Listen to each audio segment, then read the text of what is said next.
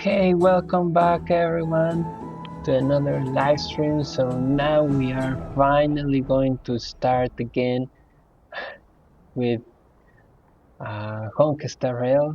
We are going to be playing the Trailblaze Mission for the version 3.6. Finally, I know.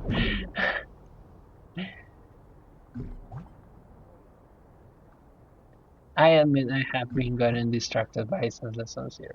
I admit it.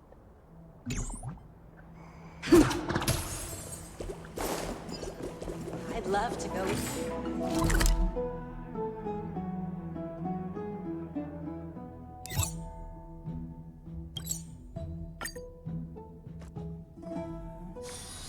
It's still early. Where to now? Before this, I actually wanted to know for a while if actually this in here is like a double store. The taste of celestial ambrosia.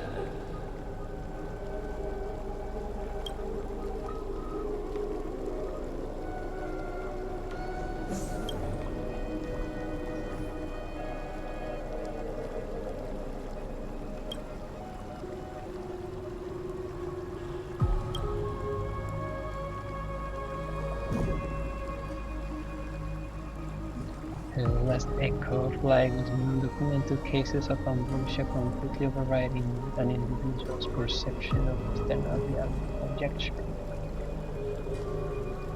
Nameless previously interacted with this entity, potentially affecting his cognitive functions. Is this likely sense observation memory?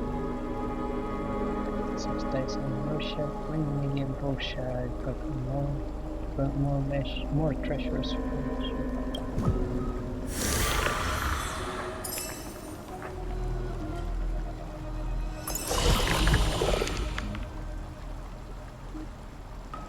Huh.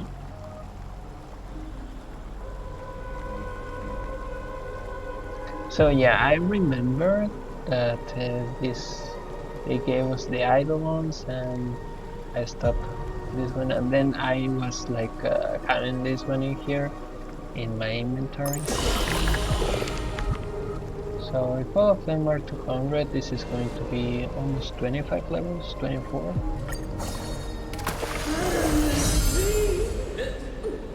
The sea is right here.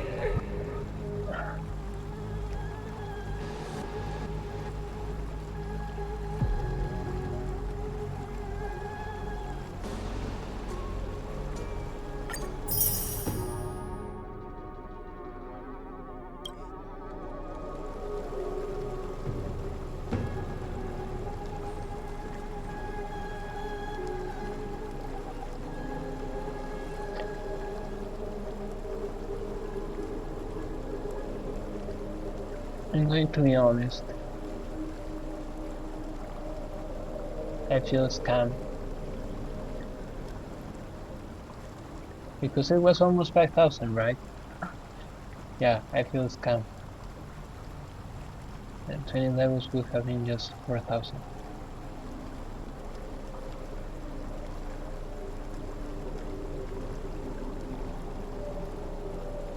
Yeah, they took 500 extra.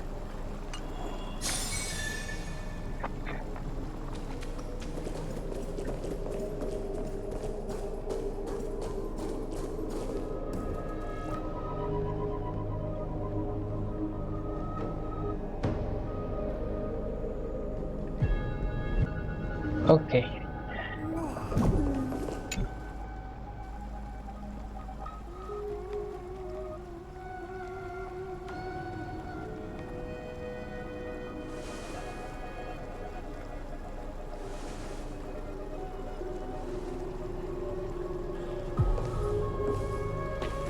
I'm finally here. Once I return this core flame and become the world-bearing demigod, the cycles of Euphorius' tragedy can finally end.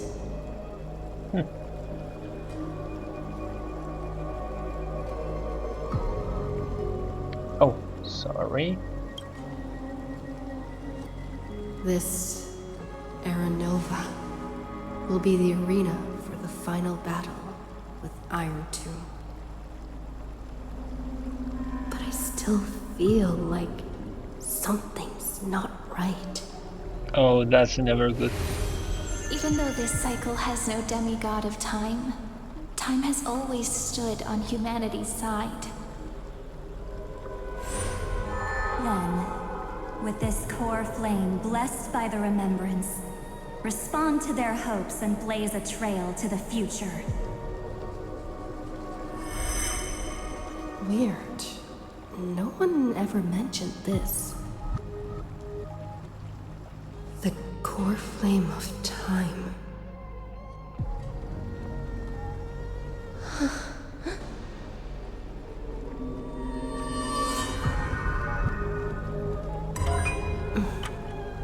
When did it get returned? You used Memoria to resist me. But did you not consider the possibility that the remembrance and their children might have taken this opportunity to join the fray as well? Are you saying the Garden of Recollection is also getting involved in this unsavory mess? Then I welcome them. If the Metal Keepers can disrupt your little experiment of destruction, I'll give them a standing ovation. But you know deep down that they can't. In fact, the Memo Snatchers will be more of a hindrance to you. The Memo Keepers covet Amphorius' secrets, just as they covet the knowledge of every genius. In the war between the eons, the remembrance is never the erudition's ally. But they are certainly not an ally of the destruction either. I have always had my doubts. Right now, following behind the Trailblaze, numerous cosmic powers have cast their sights on Amphorius. They all have vastly different philosophies, but the desire to survive will unite them against a common enemy. How can you be certain that these powers don't have their own end goals, waiting to seize an advantage in the war among the eons? The war has long begun, Screw'em. 4 paths will push the cosmos to its end, and the destruction is only one of them. Polka saw these ripples, but had no way of stopping them. So she founded Device 9. Dr. Primitive also took action, but he chose the wrong allies. And now only wild animals keep him company. As for the 2 inorganic emperors... Okay, this is very interesting.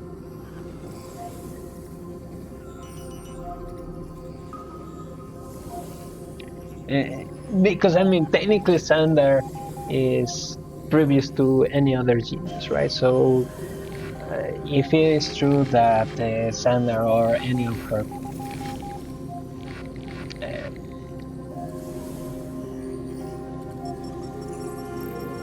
I'm not sure what's the word that I wanted to say, but I guess copy will suffice. Have been observing the entire universe up to what they are capable of, and actually they know what's the dealings behind each of the geniuses that has preceded him. I'm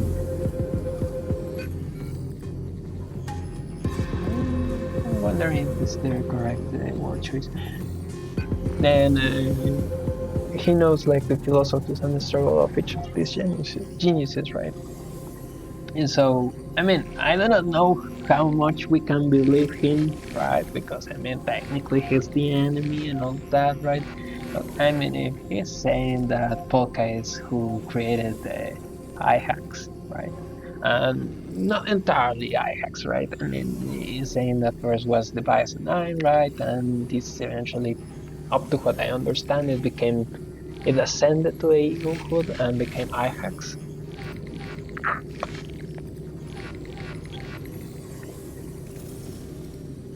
And it is saying that Dr. Primitive has allies. We do not know any of the allies of Dr. Primitive per se, right? I mean, up to what we know or what we saw during the version of Rappa, is that there was just a cult following him, right? Not necessarily, and all of them were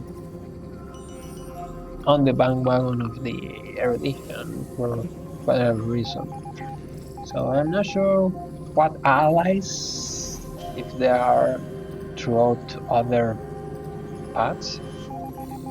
And for the inorganic emperors, I'm not sure like what's going to be the complaint or like the critic of them from They Santa. could have ascended to the throne of destruction, but they were thwarted by the Eon's plots and became prisoners of the erudition instead.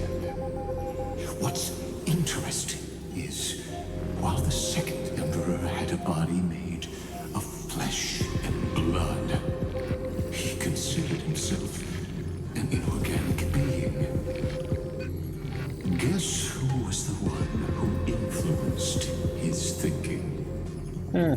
We have no interest in chatting about the past with you.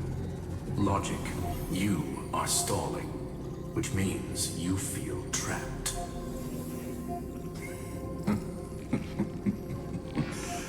Trapped. Yes, looking back, when Xandar was a human, he often felt trapped. But patience became my strongest weapon because of this. I've always waited for so long. What's a bit more waiting? You don't want to test the resolve of a dead man who's crossed thousands of amber eras. Oh, you're right. We won't get anywhere the way things are going right now. Every member of the society has their own way of thinking, and we were never going to expand your thinking through words. Since we've reached an impasse in this debate. It's my turn now, isn't it? Anaxagoras. Ah, I see. Exactly. The benefit of dealing with intelligent individuals is that there's no need to waste words. The answer is exactly as you think. Lupai Sealand's in. Let her join the final act. I'll transmute myself into a Philosopher's Stone and embed myself into the formula. And when the time comes, she needs to shatter me and scatter that stone's ashes into the ocean within the vortex. So what exactly does your formula do? Now that would spoil the climax, wouldn't it? I have 10,000 ways to torture an anti-Catheran. And in the flame chase journey that she experienced, the previous me already discovered the optimal solution. Just as that Titan made themselves at home in my brain, I can also fuse myself with your avatar through alchemy.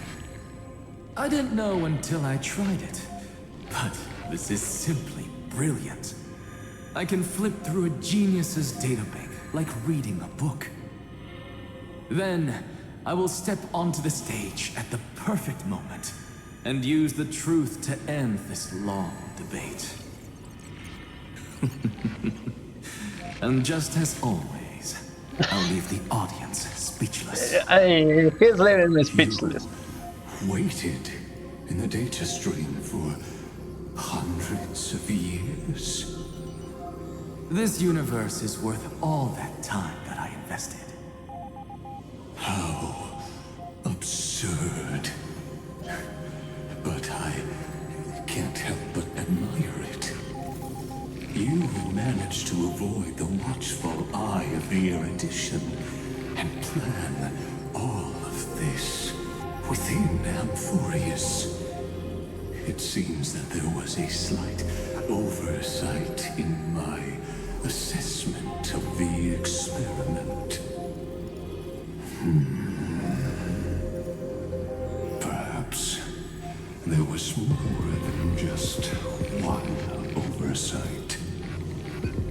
More than just one? I underestimated the Remembrance's methods. A third party is about to join our discussion. Still haven't noticed it. In the past few moments, we've all forgotten something, haven't we? Miss Cyrene disappeared. I thought no one would notice me if I just waited at a corner of the memory zone. But I see that wasn't enough to fool you, my dear.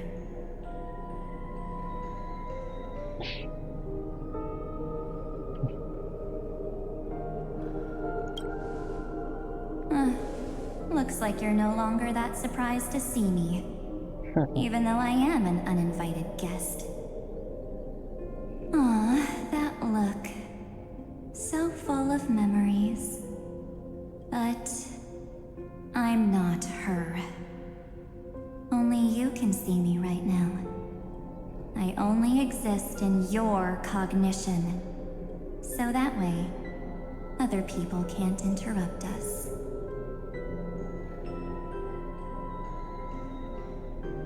Time's ticking, dear. Why don't you just listen to the one thing you should know, instead of getting distracted by the details? Your friend March 7th is no more.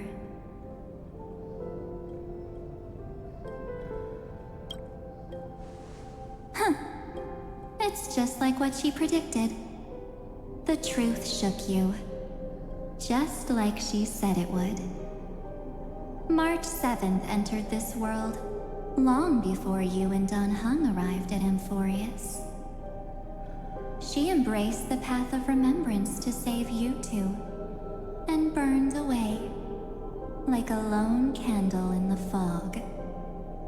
And I am the shadow cast by her candlelight.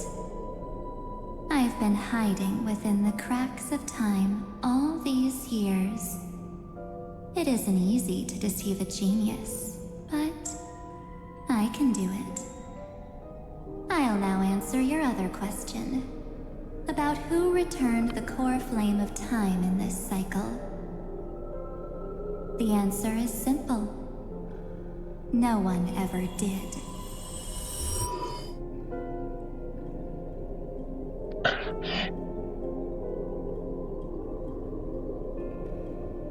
I believe someone as sharp as you would definitely figure out that something's wrong.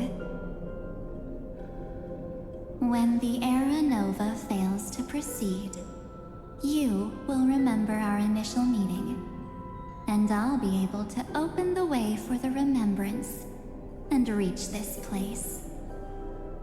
Thank you for carrying this core flame all the way to the end of the world. I expected nothing less from March 7th's trusted friend.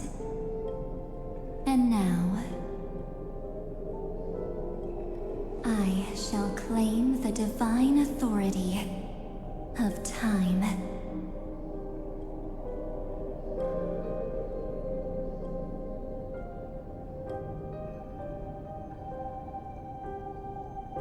The divine authority isn't actually all that important. What's important is that I will use it to participate in the inner workings of this world.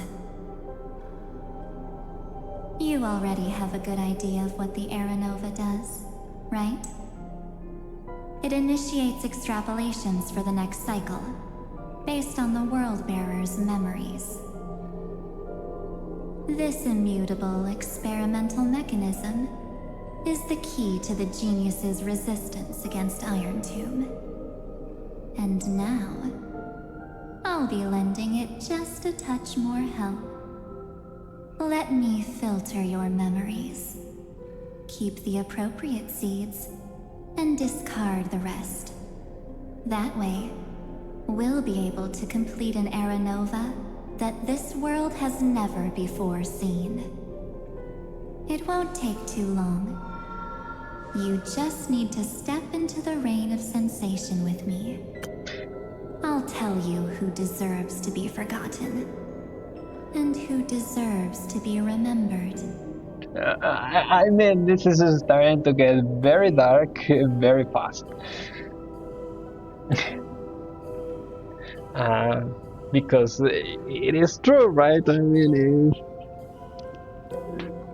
if the world is dictated by the memories of the world bearer,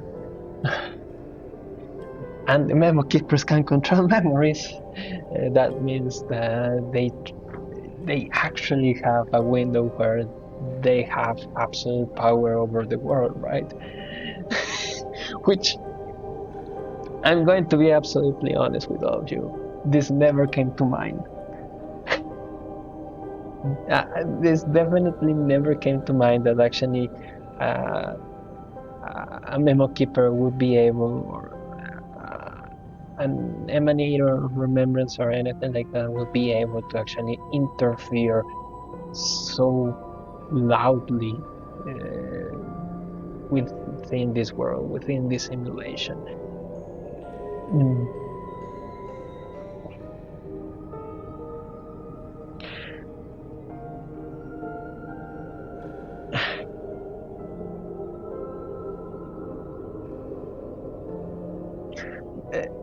Actually, I thought that actually what eventually, or like what I was thinking like 2 hours ago, that would be like the ace of the down the sleeve would eventually be like Stephen or something like that, right? Because I mean, supposedly Stephen is the genius of computers, right? So maybe that would help, right? But yeah, I have to be honest, I hadn't thought about this detail in here, which I mean, this is one of the things that I really like about HSR, that they are able to actually have to weave not always, but many times they are actually able to weave like the overpowered characters, like the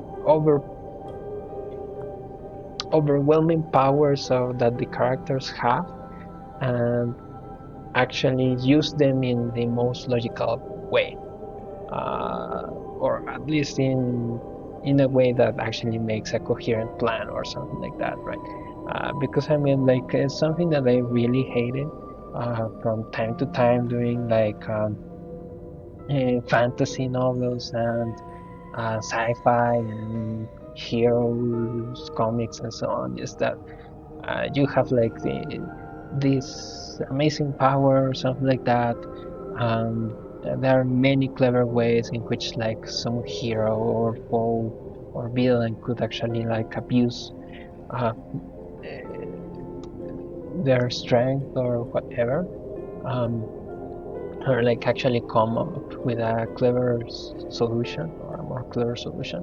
But no, yeah, they just go through some lifetime of struggles just because they are silly. Pretty much is what you need to default of, right? Because I mean, they have this very nice power. They could actually like corner their foe or whatever in this with this strategy, just like leveraging their power and their companions or whatever. And they just come up with some garbage plan, supposedly, right?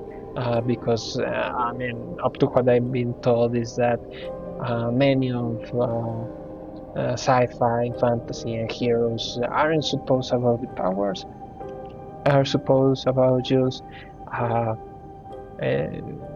repeating and retelling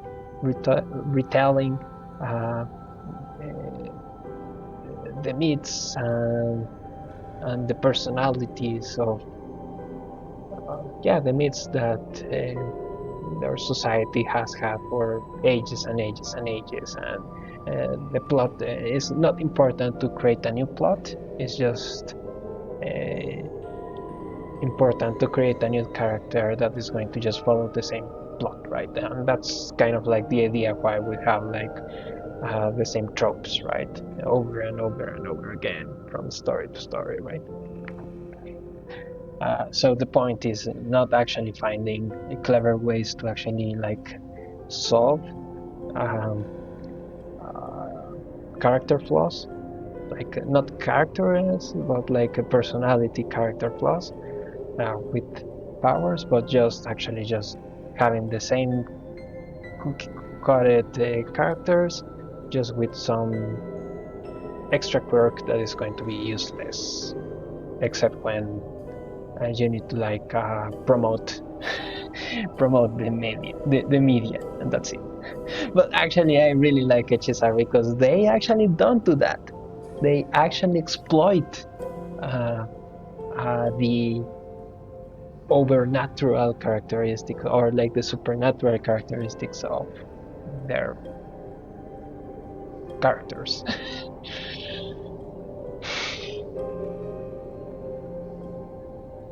And yeah, I mean, honestly, I wasn't expecting this.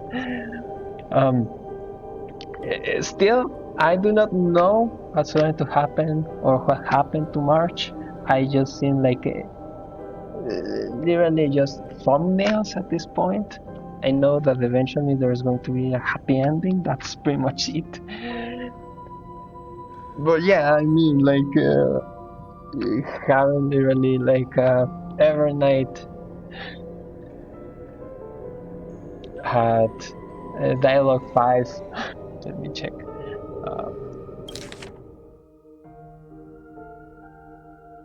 Well, yeah, I mean, we could say that literally this is like 1, 2, 3,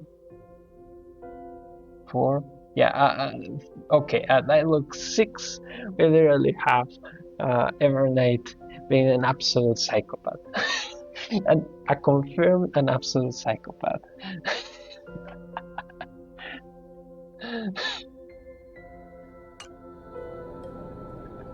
Because I mean, you need to be a psychopath to literally propose someone. Oh yeah, I'm going to be the one who says what's of everything that is in your mind, and of all of the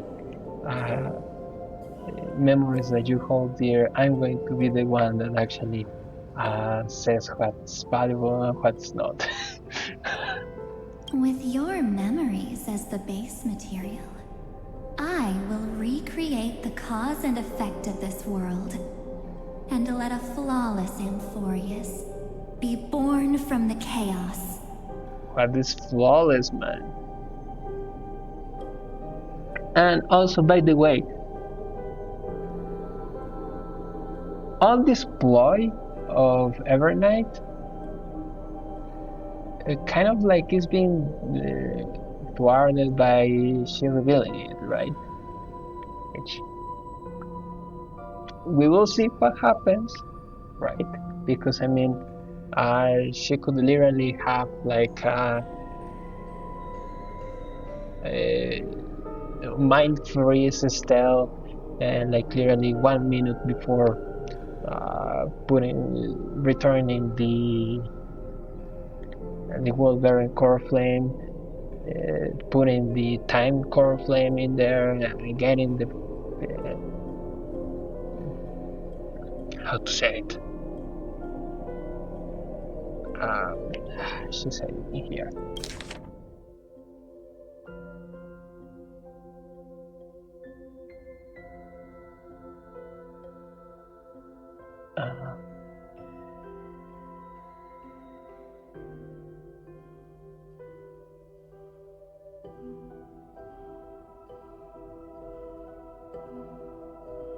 But yeah, she wants to claim the divine authority of time, right? So claiming the divine authority of time at that point, right? Unfreeze that, return to the shadows. From the shadows, as the Trailblazer is putting the Wolverine core flame, like the true Wolverine core flame, just tap on the Trailblazer memories. She's done everything, right? Now I'm guessing that maybe what's going on at this point, and probably a little bit with these question marks and all of that. I have seen, just for the record, I have seen that supposedly March is or Evernight is actually an emanator of remembrance and enigmata, right? So I still do not know what's going to be the mechanism. I've seen that supposedly there's going to be some very deep lore in there, but yeah, we'll have to check it. But okay, so I understand to some degree that pretty much what was happening in there is that she just pretty much, or my hypothesis in here is that she used these powers of the Enigma just to like actually distract everyone from whether the time core flame was returned or not, right? I mean, I thought that it was going to be argued that it was like Lycos or something like that, right?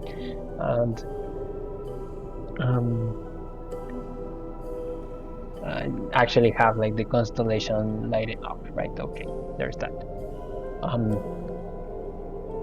But I'm guessing that something that was said by Gallagher is that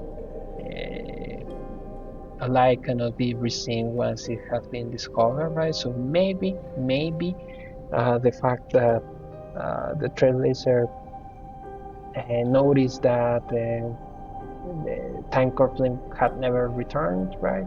That just breaks the spell, right? At that point, pretty much everyone was left without options and then just like try a direct approach, right? I'm guessing that's what's going on, but I have no idea.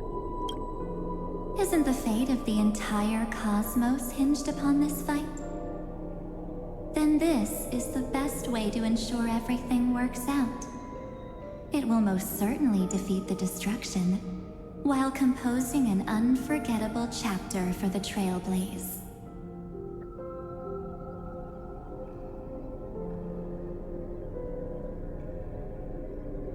Mere mortals, flawed individuals, failed heroes.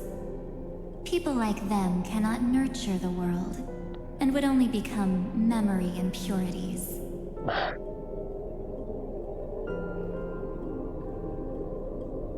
Yet being forgotten is the normal state of life. The universe is like a wasteland, filled with rubbish, where occasional treasures lie undiscovered. I mean, Besides, that's what March 7th wanted. That's BS. But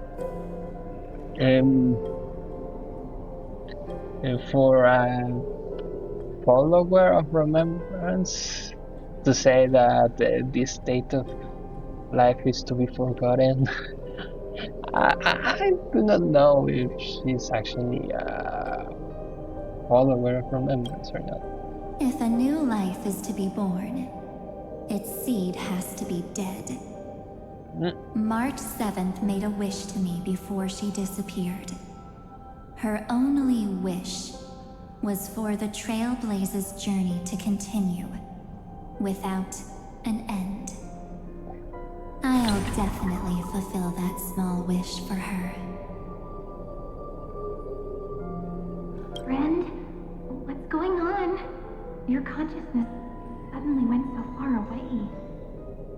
I promise you that the Astral Express crew will definitely see each other again in that new world. So come, dear.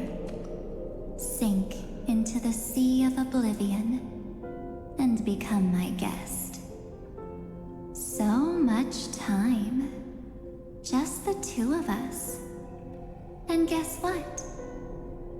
You cannot refuse my invitation. Because this Memoria Tide comes from your companion, March 7th.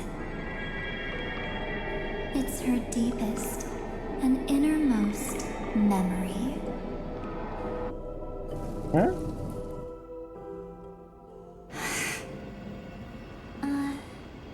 Well, I'm not actually all that surprised. I saw you ages ago, after all. It was on that night when a certain knight of beauty dropped by uninvited to the Astral Express. I mentioned it that during the... That was when you showed up, without even saying anything. Yeah, I remember that during the event of Argenti, actually, we had a foreshadow of Every Night.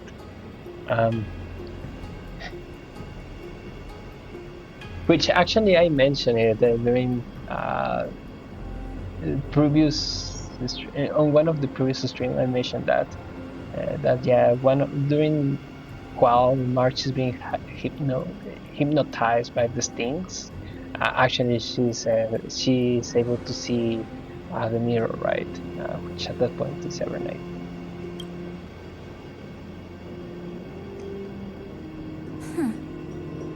I see.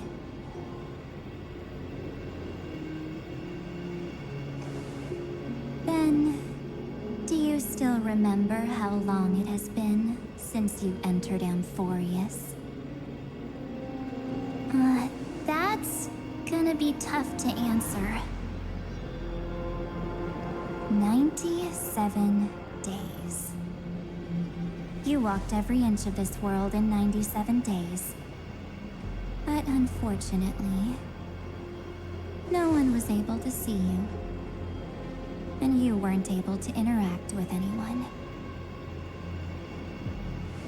Like how the Memo Keepers renounce their flesh and turn into mimetic entities.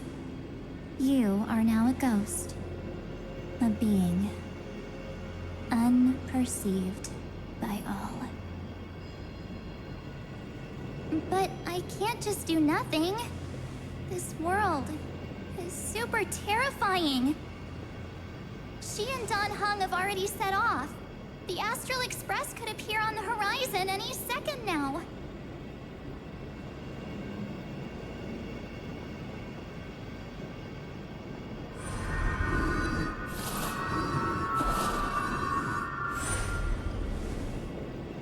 And they too will become this place's victims.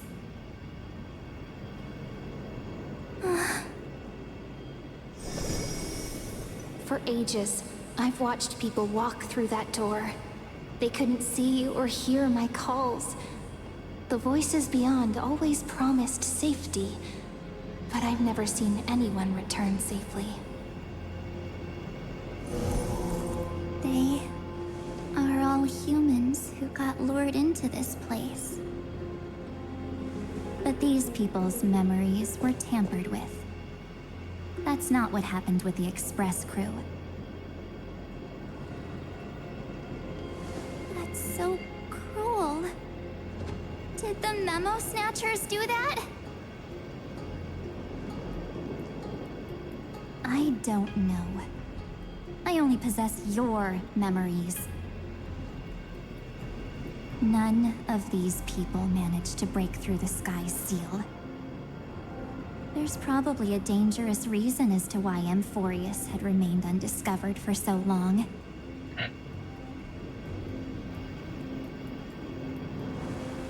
Anyway, back to our initial topic. You gotta know something, right? We practically look like twins. Maybe you know a thing or two about my past? Or any hidden powers I might have? I mean, this revelation that actually all these people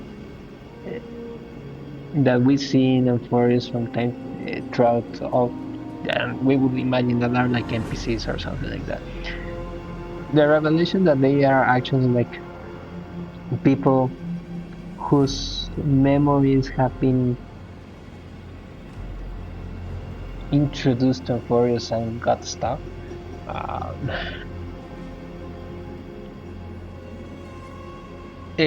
Is quite a thing, right?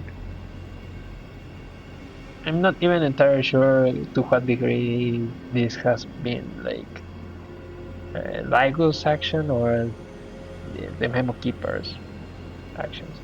By the way, I'm not entirely sure what's the difference between a Memo Snatcher and a Memo Keeper and so on. I'm right now kind of like clueless about that. Please, tell me what I need to do to protect them. Have you ever wondered what the word cost means before jumping into action? Cost? Shouldn't I be the one asking you that? Oh. You always hid in my memories. Never wanted to come out. The only times you showed yourself were when I got into serious trouble. That's because you also don't want to get discovered by the garden's observers. Am I wrong?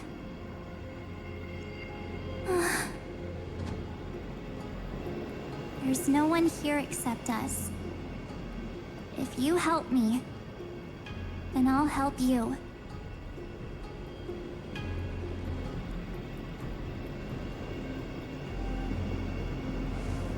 Fine.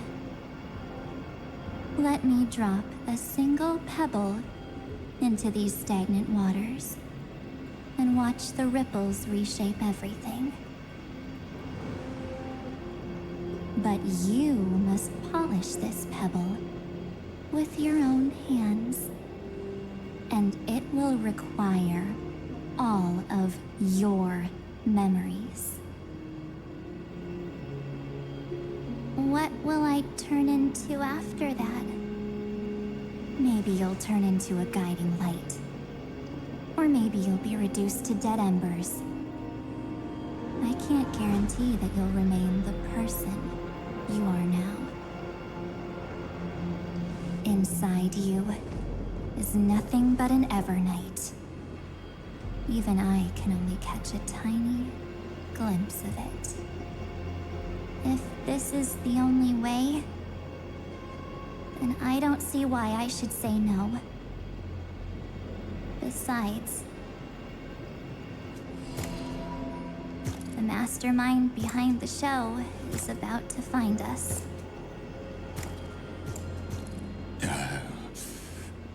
Apologies, lost young lady, but I simply cannot allow you to keep acting as you please. So, he can't see you, huh? As expected. Or maybe he's seen through our true essence. The Garden of Recollection's methods are puny party tricks. But you... how did you overcome the ultimate protocol? Looks like we don't have time to keep talking this out. That's right. Some opportunities will never come again. Then, let's do it.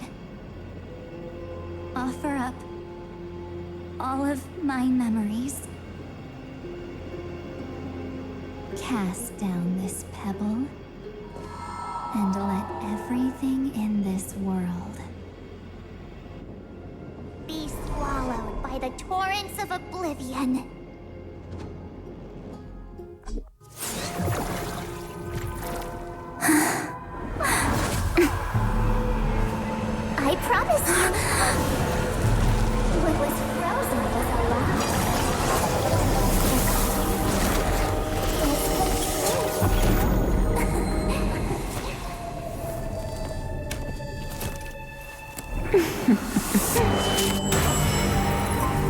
Now, let's bring the true Evernight to this world.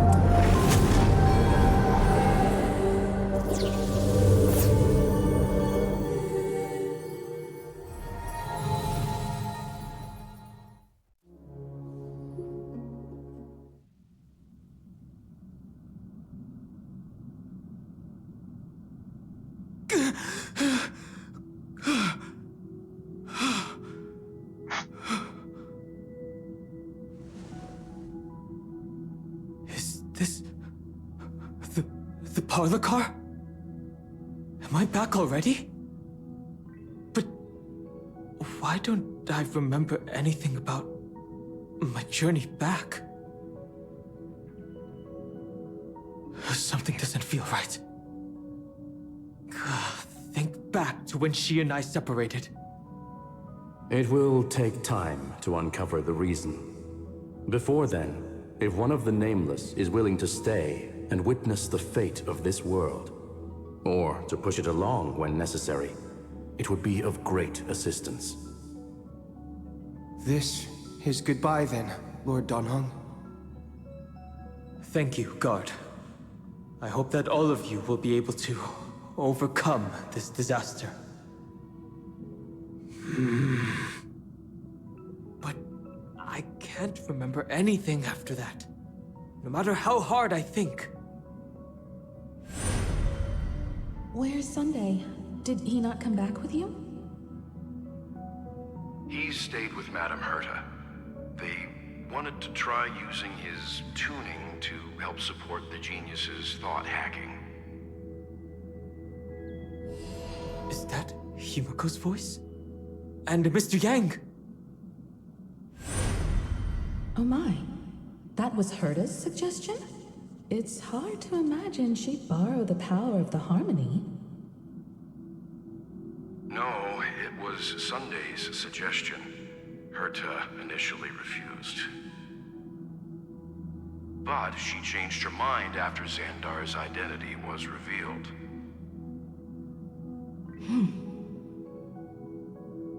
And we still can't get in contact with the Xianzhou Lafu? I'm still trying, but this place is outside the interastral peace communications coverage zone, so there's a limit to what we can do. What about Aventurine's chip, the mini-transmitter? Surely it can get through to the IPC's lines. Himiko, are you all right? I've never seen you this anxious before. I'm all right. I'm probably just tired. Let's focus our energy on the kids. Now's not the time for distractions. Right. Unfortunately, I left that chip in the dreamscape when we departed Panaconi.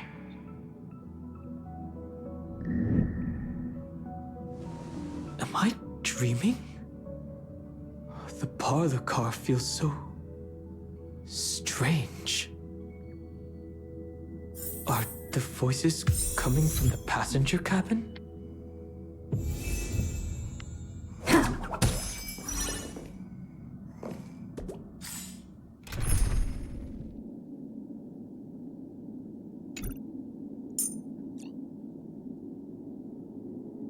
I'm not sure if I want to add him.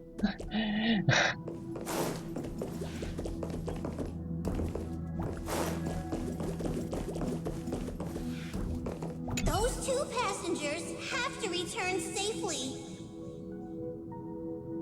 Don't worry, Pom Pom. They're both experienced Nameless. They'll be just fine. Oh. I'm right here. But where did all of you go?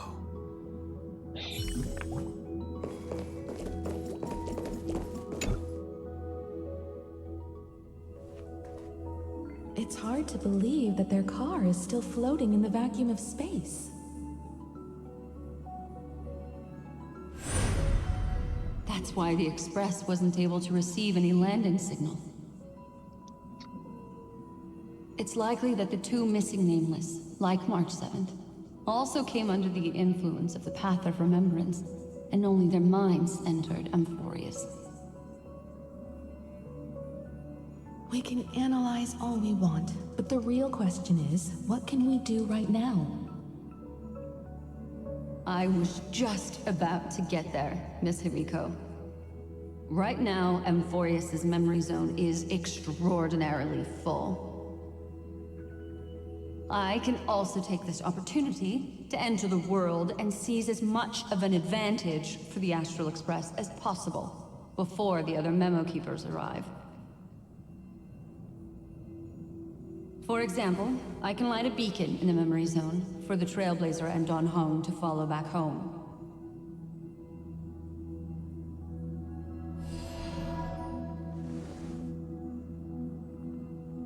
March's room. I haven't heard a single peep from her this whole time. March already wasn't feeling very well when she and I set out. Even if this is a dream, I should still check on her.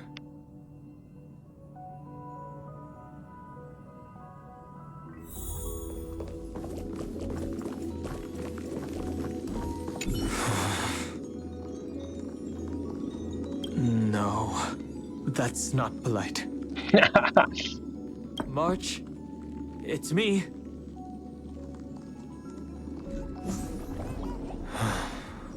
Well, there's no other choice. Sorry, March.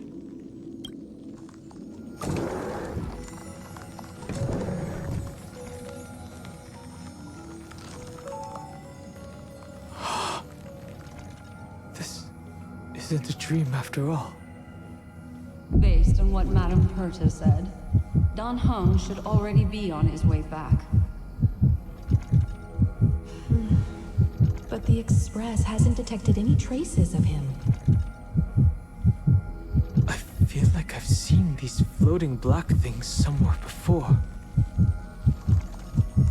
Or he's already returned to the Express, but fell into the trap of someone with ulterior motives. No, I've definitely seen them before. But I've lost that memory. The Memo Keeper's mimetic entities are truly everywhere. Don't worry. Normal Memo Keepers can't do anything to that little dragon. As long as he's awake enough, he'll find a way out.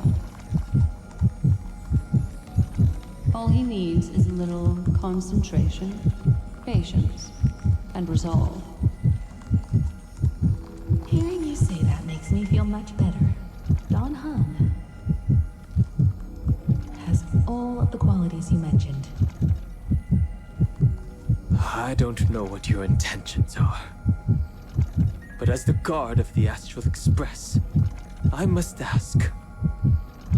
Any suspicious and uninvited guests to leave.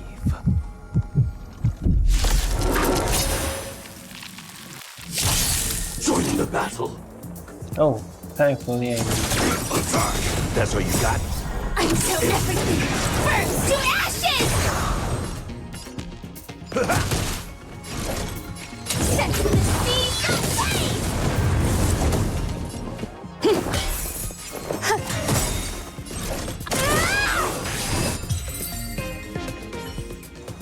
What's with this soundtrack?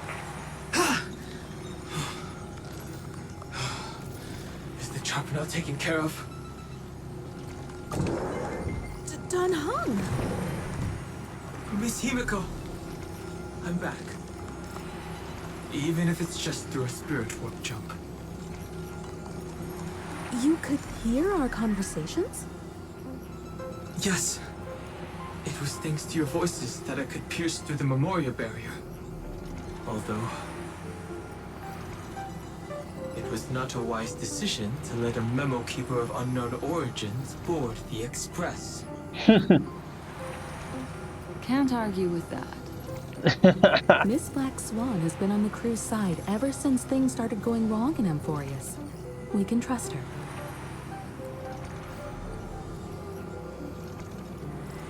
So So many baffling things kept happening one after another. I don't even know where to begin.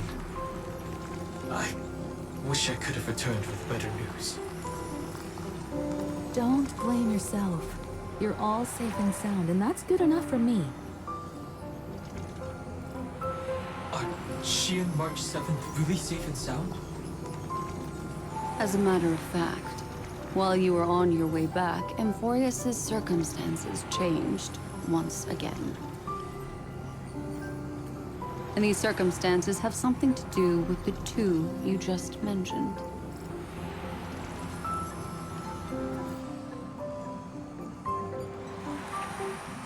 Are you saying that she has been kidnapped by an unidentified Remembrance Path Strider? So you're saying that person's appearance is identical to March 7th? It's too early to say that, as I haven't seen her with my own eyes. I've only detected a similar aura in the memory zone. We have no way of knowing what March 7th has experienced. But I can assure you, if we sink too far into the Memoria tide of that Miss March, what will happen? Everyone here will be torn to pieces. Please, trust me on this.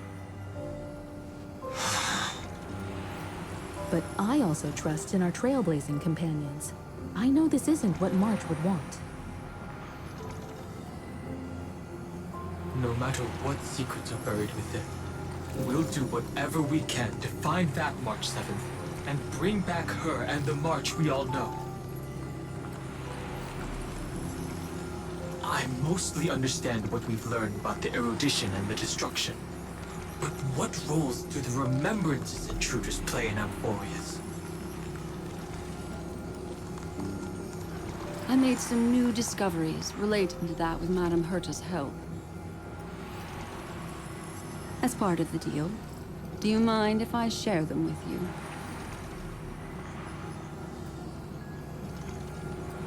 All right then. Fourth mirror. Oh, it's finally my turn to shine!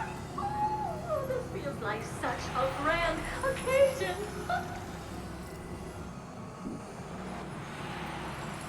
It's really been too long since I last appeared. This friend here is Madame Herta's very capable assistant. They were the ones who helped you complete the spirit warp jump. Additionally, it was thanks to them that I was able to learn the secrets of that group of extremist memo keepers. I appreciate the praise, but I didn't have to lift a finger. I mean, mirror. You did this through a mirror? The Garden has strict rules for collecting memories. But not all memo keepers are as proper as I am. Herta's space station often has uninvited guests, and they never seem to know their limits. That group of memo snatchers has been taken care of, and they are now trapped in the fourth mirror. How many of them are there? I can't quite remember. I didn't really count carefully either. Maybe around 42? There's still room for more.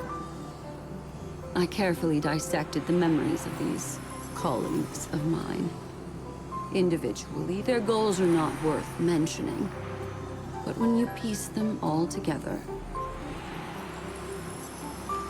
you come to a conclusion that can't be ignored. The Garden of Recollection is secretly salvaging the memories of a path disappearing. In other words, their goal is to gain the memories of a god's death. The moment an eon falls? That would indeed be a spectacular sight for someone dedicated to recording these things. That's exactly the problem. They seem to have been aware of the Destruction's movements early on, but they lacked a decisive power and had no way to penetrate Amphorius's firewall. So, what did they decide to do? Hide the truth and wait for an opportunity. Now, it seems that letting Memo Keepers guide the right people here was also part of the plan. This also confirms one of my suspicions. They have already infiltrated deep within the garden.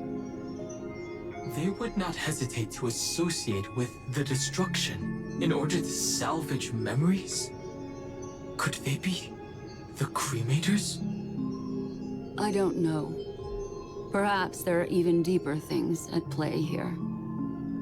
The majority of Memo Keepers believe that when the universe inevitably reaches its death, unable to sustain increasing entropy, Fu Li will use the memories of everything to reforge the cosmos. Amphorius, as a scepter, can be viewed as a mini-universe. This is why Memo Snatchers have been frequenting the Herta space station. Without a doubt, these extremists wish to record the cause and effect of Iron Tomb's destruction of the erudition. They may want to use it to simulate the end of the universe, or to probe into the unfathomable will of the eons. The Trailblaze broke the seal around Amphorius, giving these people the opportunity to enter. Now, they'll do anything to prevent outside powers from interfering. Because your involvement will certainly influence Iron Tomb's final outcome. You said that March is closely linked to the Remembrance. Is what she's doing related to these Memo Snatchers? I do not believe that Miss March is on their side. In fact, when the car you used for landing first made contact with Amphorius, a violent surge of memories flowed past. Combined with what we know now, I have reason to suspect that the flash of power came from... March? Exactly. She was the first to be hijacked by the Remembrance, but she used Memoria to neutralize the firewall, allowing you two to enter Amphorius. At present, we've lost contact with her. Our only choice now is to rely on the eyes and ears of those two geniuses to understand the situation within Amphorius. There's no use in agonizing over this, Don Hung. Our top priority now is to find where that car landed. Yes. Passenger Don Hung! You finally found your way back home! Yes, conductor. I'm back. It's just... Pom-Pom knows. Pom-Pom came over to bring you good news. Passenger Wells says they found those two passengers. Their projections are in the parlor car.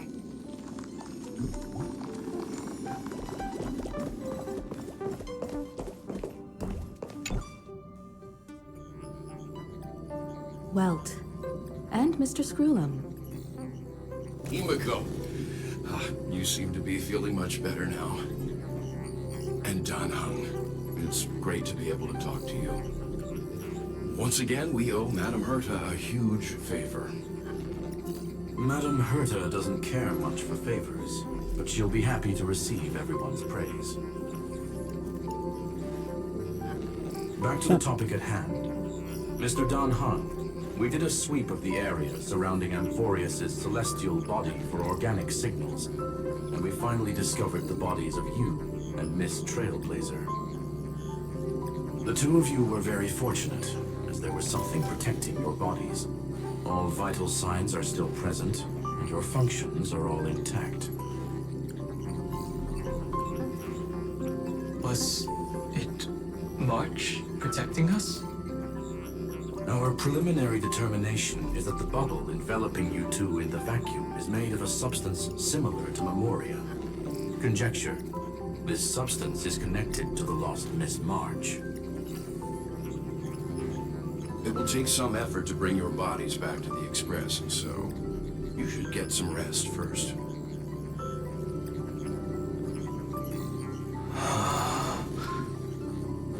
Have we completely lost contact with the inside of Amphorius? There have been several unforeseen circumstances. We broke through Lycus's firewall after the law was amended. But now Amphorius is enveloped by the fierce path of remembrance, once again cutting off all channels of communication for outsiders. So we have no way of contacting her. If we take into account the difference in the flow of time, every minute we delay here could be a year of waiting for her. Dan Heng, what are you thinking? If it was March who helped us get past the firewall initially, then does that mean only she and I have the travel permit for Amphorius right now? That is a logical inference, Mr. Dan Heng.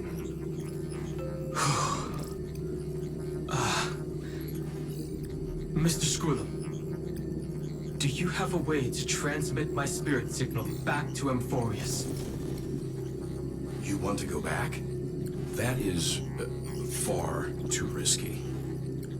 Even if my body and spirit are able to return without a hitch, there's not much I can do here.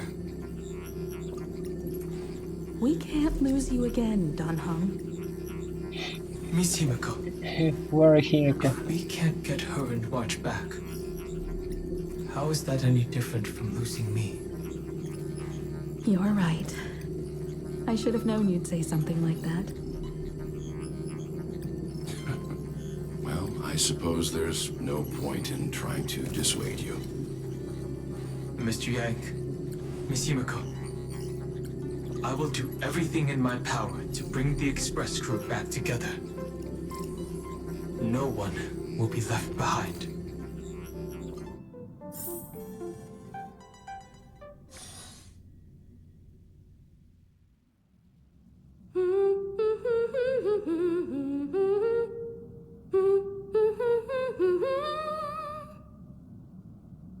You may notice a hint of sweetness in the air. That would be the fragrance of the 7-colored bath salts from Marmorial Palace. A truly splendid journey, if I may say so. With the Era Nova now complete, you have granted the hero the perfect conclusion.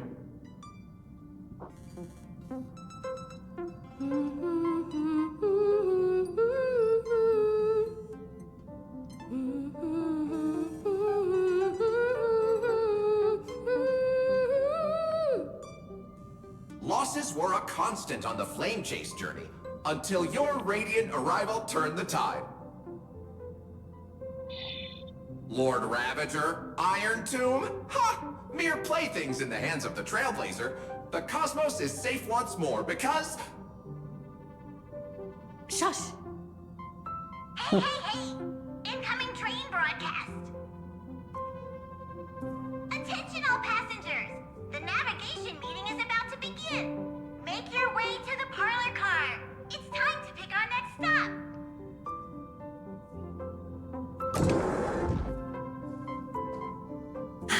Perfect timing. Let's head to the meeting. I'm wide awake and feeling great.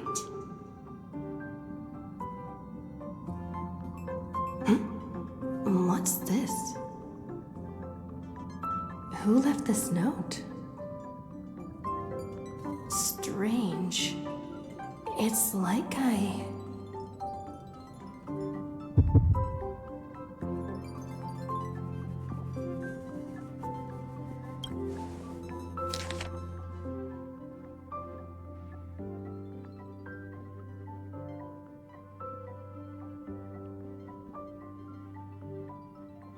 Okay, Stella will travel together forever and ever. Your good friend, March 7th.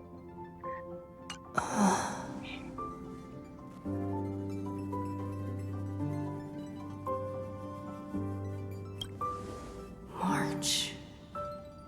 When did she leave this here? I didn't hear a thing. Whatever. I'll go ask her myself. There's a new painting here. All I did was take a bath. How did so many surprises pop up? Better step forward and take a closer look. Keep it down. I think I found her. Who's there?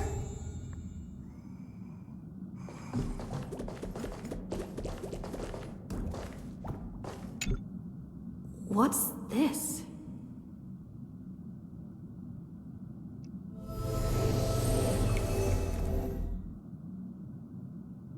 Oh, so actually these hands were from the order / harmony. Okay, right, me.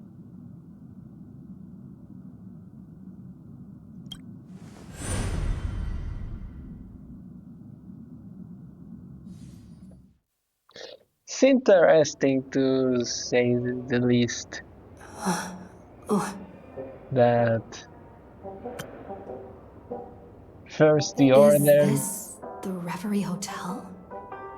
First the order puts the Trailblazer into sleep, into a dream, perpetual sleep almost, and is memo keepers / a lot of other people trying to take them out, and now is the Remembrance putting her into sleep, and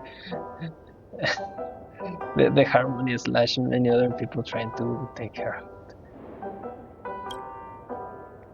Seriously, what is happening?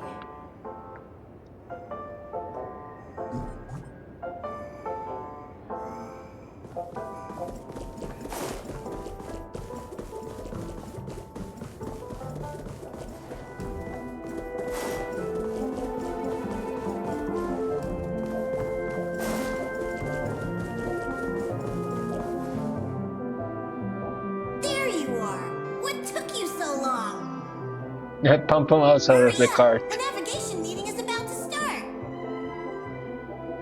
Navigation meeting? In Penacony? Come on over. It's time to choose our next destination.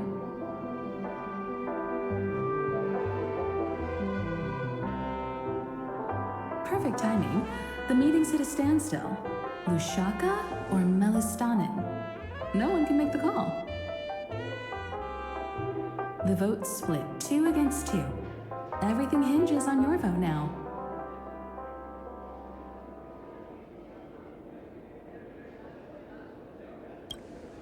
What do you mean? And once again, the passenger is talking nonsense. Ah, young people. Always full of jokes. What? Their reactions? What's going on? Oh, I get it. You want to play a game with us, right?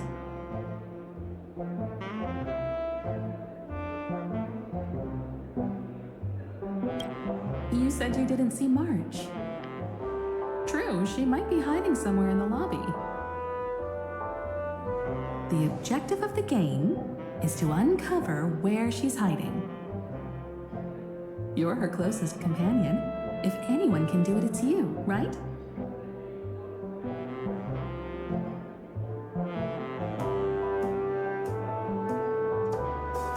Is March 7th playing hide and seek with me?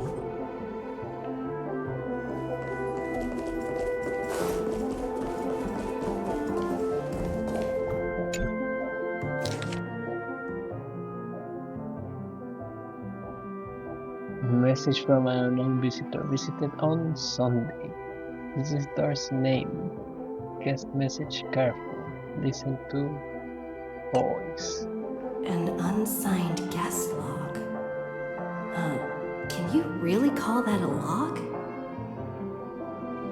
Oh, wait a second. Why am I looking for March 7th in the guest book?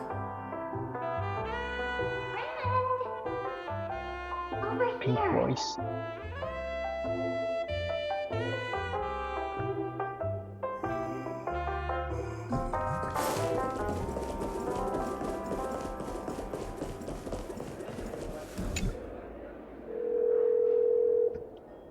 Weird. Did I even make a call?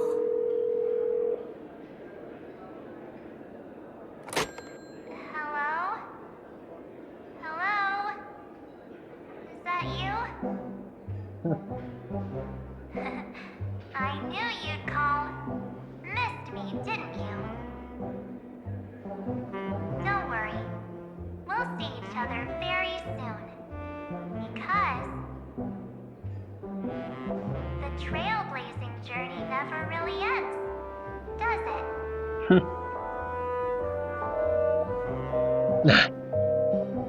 March. That's not her. No, fall for it.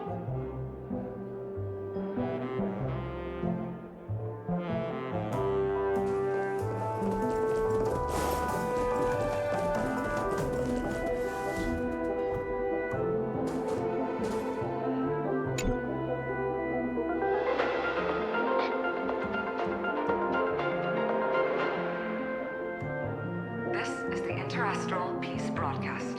Good evening, everyone. Good evening. A newsflash. The Erudition Experimental Ground has separated from the entanglement. The Lord Ravager did not emerge as had anticipated. In the end, salvation of Amphorius was not only thanks to the but also to one crucial.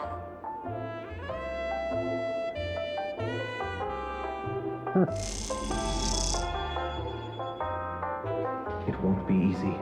I know. But you've got this. I mean, we know Find it's your on way there, right? back. Find yourself.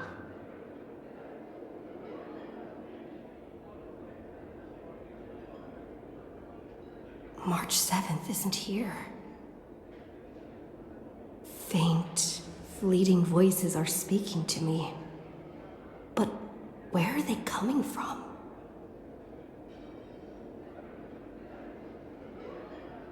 I have to. I went through something like this before. Back in Paniconi. Not even Lygus' prison could hold me. I found my way out. Keep it together. I know I can do this.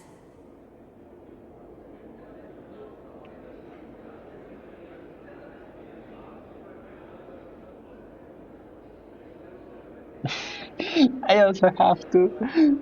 I have to. No matter what, don't give up. Friend, take my hand. The harmony and the remembrance. My, what a fascinating partnership you two have formed. Did you find her? No, it's a futile game, isn't it? In truth, you don't have to go to such lengths to find March 7th. Because in this memory zone, March is everywhere. We're protecting March 7th's wish.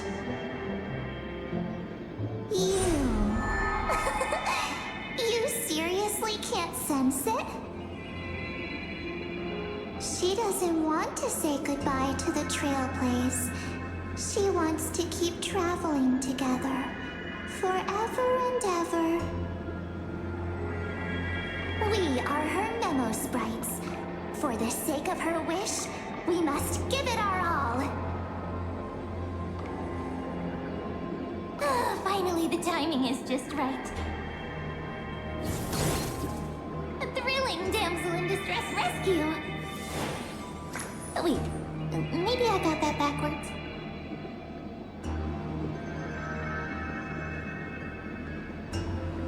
That's right, but now I'm in my mem form.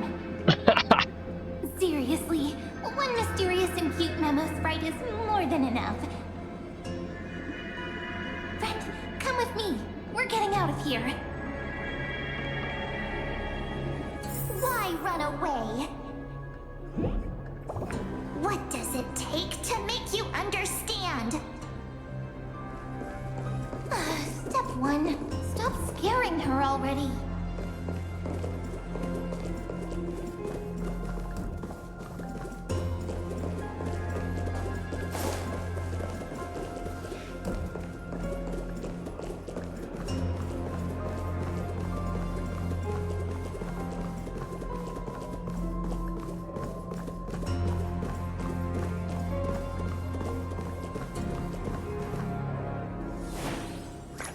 In this form, I'm way more suited for the memory zone. I'm totally in my element.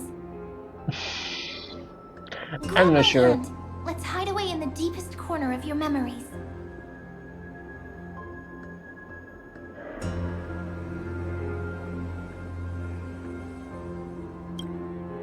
If it really bothers you that much, I'll close my eyes. Just take my hand and lead the way. Lift the curtain of memory and stir up ripples of past reverie.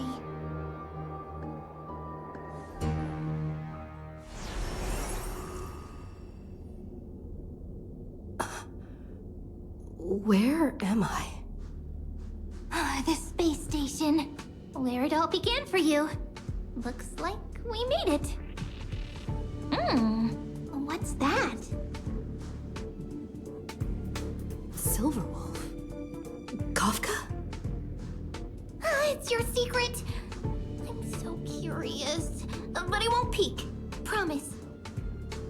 When I first met you, I remember they were there in your memories too.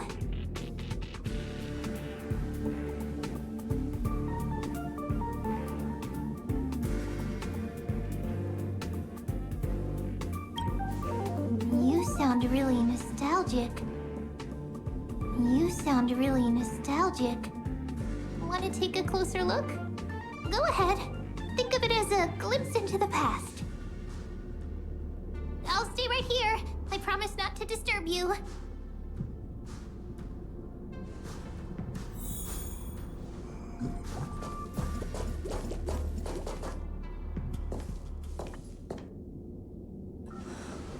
What's this? Memories from before I woke up? So, Silverwolf, how long till she wakes? Hard to say. Maybe a few more minutes. By the way, that part in the script, could this be the right moment? Yes, looks like we're on the same page. In that case... Listen.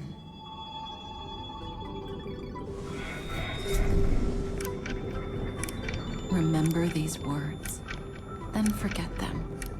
Let them slumber in the depths of your memory until the day they are awakened once more. On that day, your journey will intertwine with the remembrance. In nearly every possibility Elio has foreseen, it leads to a great crisis. You'll face betrayal, lose your way, and seek answers. So before you hear these words, I don't want you to consider this a prophecy. You arrived at this moment because of the decisions you made. Huh? I don't know what you'll have endured, or whether you'll still believe in me. But if there's even a trace of doubt in your heart, I hope these words can give you strength. It was a wish of the cosmos that set you in motion. And in the tale where you are the protagonist, the stars themselves will defy the destiny of finality. Mark this number, 4. According to Terminus's prophecy, 4 paths will push the cosmos to its end, and on your journey, you shall encounter them, one by one. Destruction, harmony, nihility, and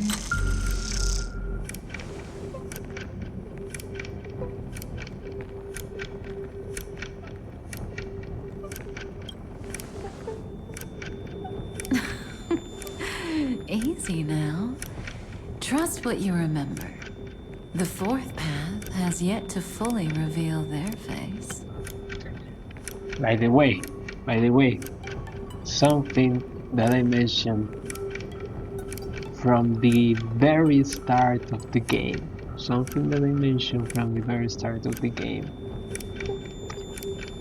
Is that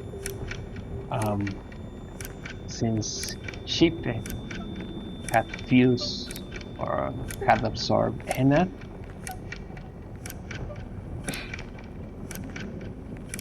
and that was pretty much saying that actually you could think that actually Shippe is going to be this path that eventually can acquiesce to absorbing any other path. That was my claim. That actually the harmony was probably at some point going to be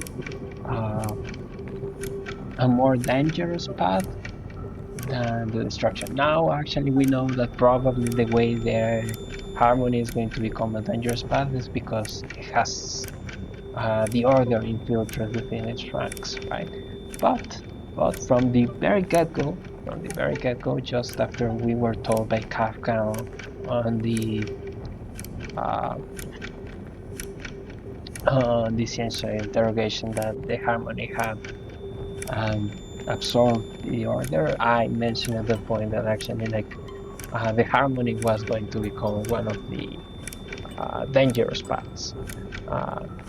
Whether that's going to be before or after we dealt with the destruction, I do not know. I was claiming back then that that was going to be after the destruction, but yeah, something that I mentioned was that actually the harmony was going to be a very dangerous path. I have also been saying from time to time that I think the remembrance was going to be a very dangerous path. I actually felt from the very get-go, from the imagery that we even had, like for example on the first Black Swan teaser, that probably the remembrance had been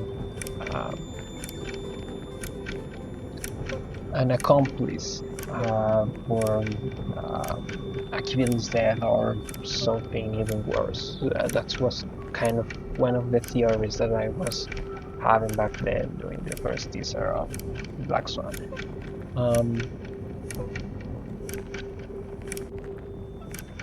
In this case, they are telling us that this is actually going to be the nihility. Okay, I guess that's fine. And I'm guessing from the way this is behaving is that what's hidden in here is going to be the enigmata, right? Which is actually interesting, right? Because I mean, we actually saw the enigmata and the harmony working together with Misha and Gallagher, right, to break the order. So we do not know exactly how is their progress is going to be troublesome, and even more so, right? I mean, we even have actually the nihility help the harmony in Penacony to some degree, which is actually something that I also mentioned, right? I mean, for the order, the nihility is completely incompatible, right, with the order, and the nihility and order, and that's why actually the Dream Master wanted to expel Acheron from the dream world, right? Some other details, so probably was just to progress the plot, or who knows, right? However, we've seen that actually the harmony, unlike the order, the harmony doesn't have actually that much of a hard stance against the nihility, right?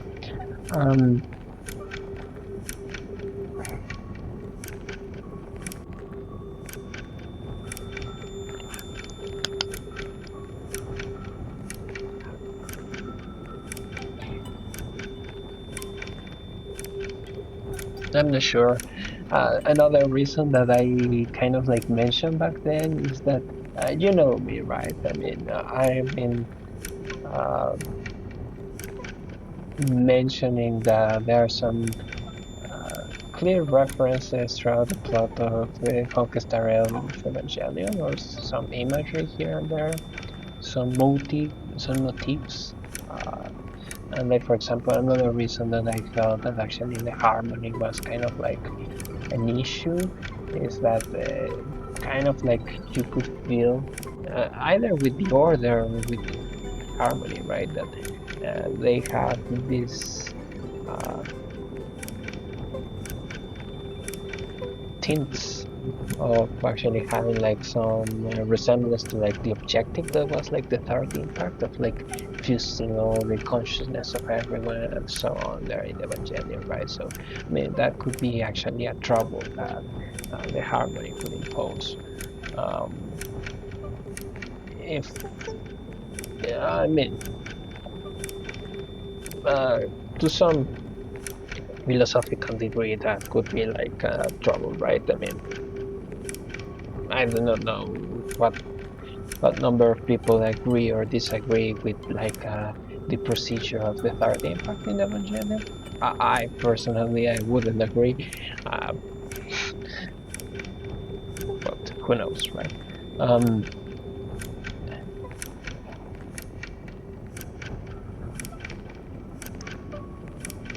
Yeah, procedure as last outcome. But yeah, and I mean to some degree, I mean what we experienced in Penacony, even though it was under the direction of the order, it was very similar to the idea of the third impact, right? In this sense, like literally, at least all the souls, minds of um, Oak family actually were like trying to fuse together and live in this paradise created by the Stellaron outside of the real realm or something like that, right?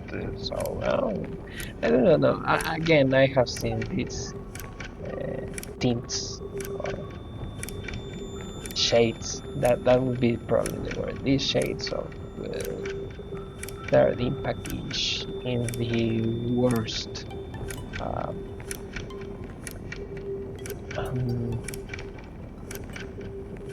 How to say it, in the worst ways of actually implementing the harmony as a path.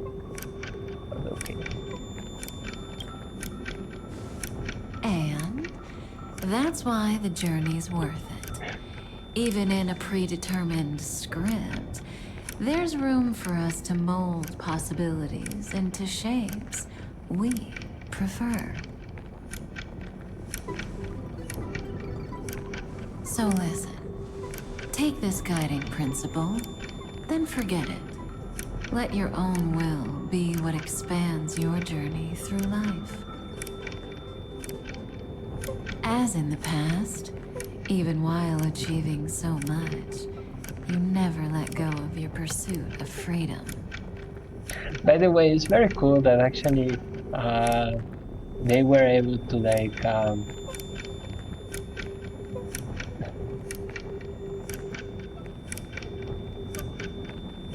tunnel in the stellar hunters for Amphorius.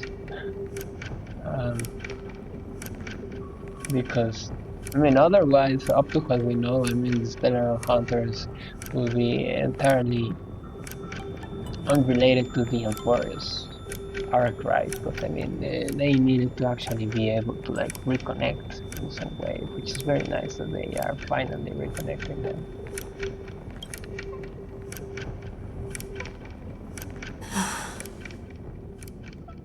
That was so sincere.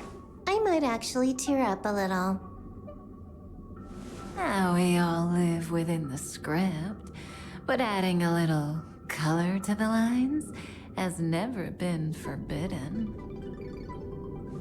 Are you going to say more about those branching storylines?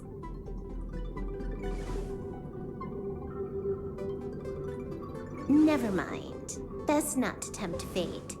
Get ready. She's about to wake up.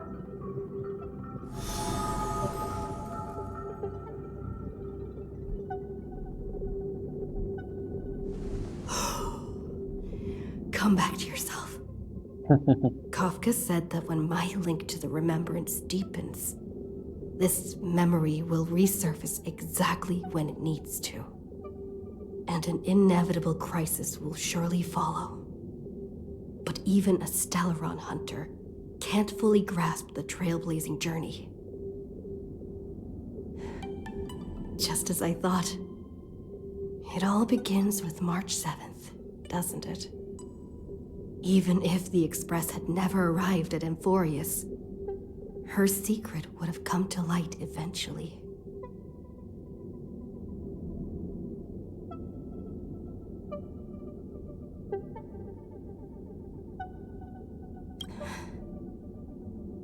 All things considered, that's the most reasonable conclusion. It's a lot to take in. Time to clear my head and find Cyrene again.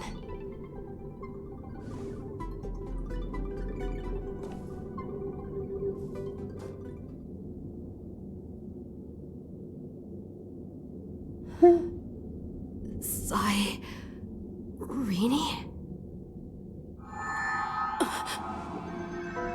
It's a breakthrough! A breakthrough! How could that little pink girl possibly beat us? Little one, you really don't know how to behave, do you? You were meant to stay in those beautiful memories and wait for all the disasters to pass.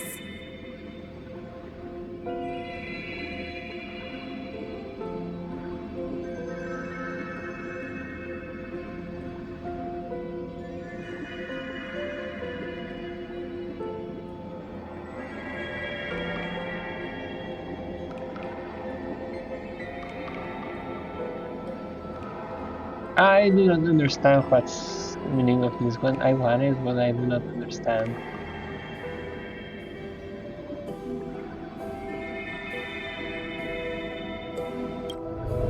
Oh, triple-faced soul.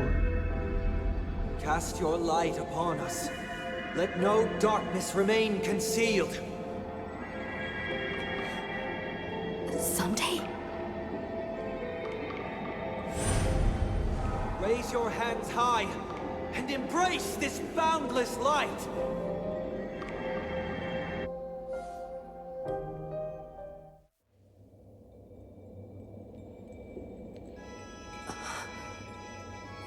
This stage really brings back memories. Yes. For you, I suppose it's been a long time, hasn't it?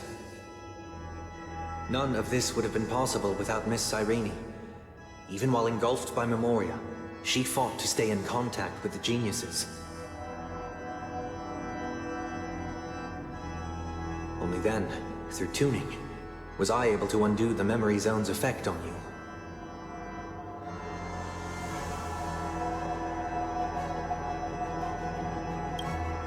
Step onto the stage first. Ms. March will come for us soon. And she won't be alone. Those memo sprites will follow. We need to prepare early. Only then can we get you out safely, and go back for Cyrene on March 7th. Please, be careful. Amphorius is being overwhelmed by an unusually violent Memoria tide. I'll do all I can, but even that might not be enough. Black and pink. Two memories twisted together.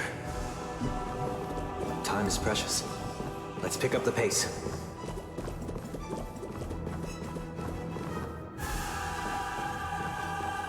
Yes, Madam Herta. I've made contact with her. Understood. I'll carry out my part as expected. Quite the dazzling nest you have, little bird of the harmony.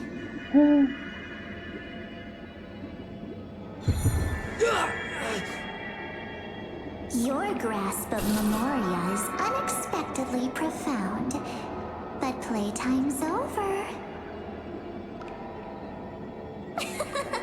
This ocean we created, according to her wish. This journey that flows on, without end. Don't any of you think about interfering with it.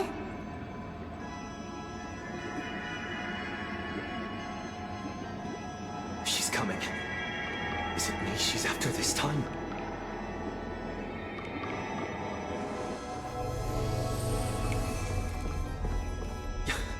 There's no time to regroup. I've prepared an alternate escape route. Wake from your slumber and return to reality. Come on, I'll bring you out.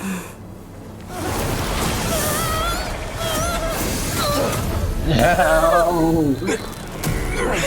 Well, to be honest, I have already seen this, but Self-righteous past it's even cooler this way.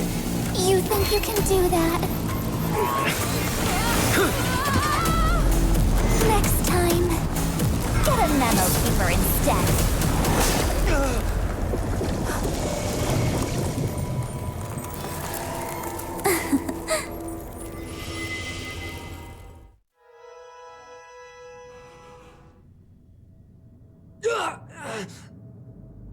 That was way too close. Good thing I was there to fish you out. Sunday, are you all right? Mr. Yang, I couldn't get her out. I'm sorry. Is it true that March is behind all of this? Yes. And no. That Pathstrider of Remembrance is identical to March 7th in appearance, but what lies inside? I can't find the right words to describe it just yet. Can't you come up with an analogy? I thought that was your thing. That, Miss March, feels like a reflection on water. Only not from a calm, clear lake, but from a bottomless abyss. Within her words, I sensed an intense but utterly pure protectiveness. Protectiveness? This is only speculation, but after being drawn into Amphorius, perhaps March 7th experienced... No, she likely foresaw a tragic end.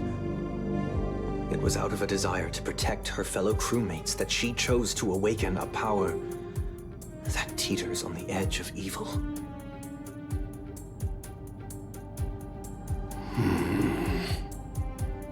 Well, on the bright side, at least March 7th won't have to face any danger again. After that battle, I'm afraid I'll no longer be able to join the fight through tuning. So... has Miss Black Swan's progress remained on track? You don't need to worry.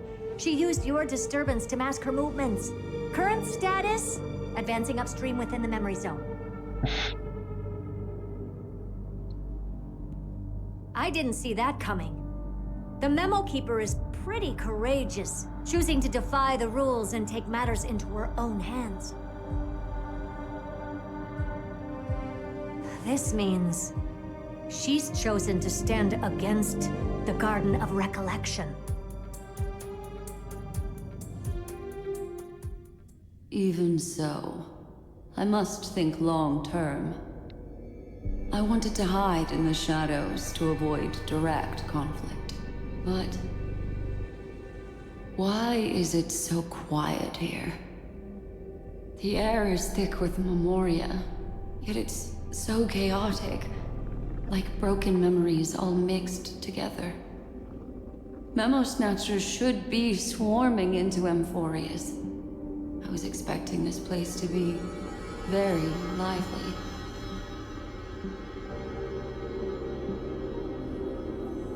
So, how did they end up like this?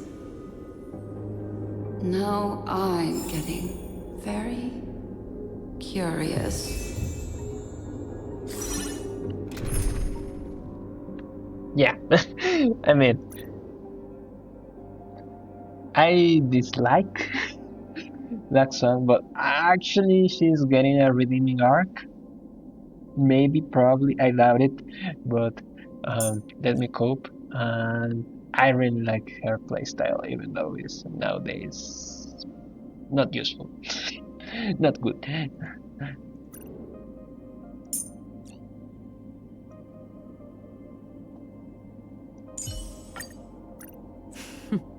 So it's you.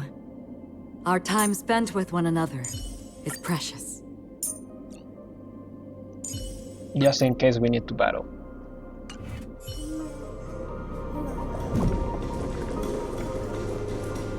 An empty shell. The consciousness that maintained this Dharmakaya has disappeared. So efficient.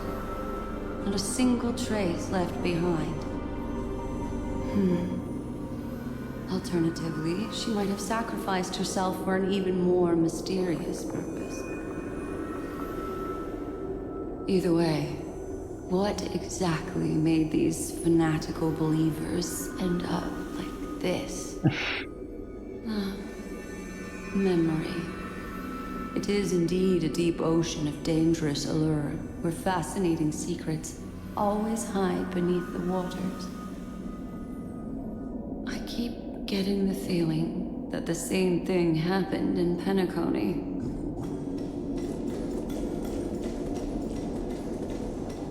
Get ready. We're about to head off. Is it really gonna be okay? That world's surrounded by a mass of chaotic material.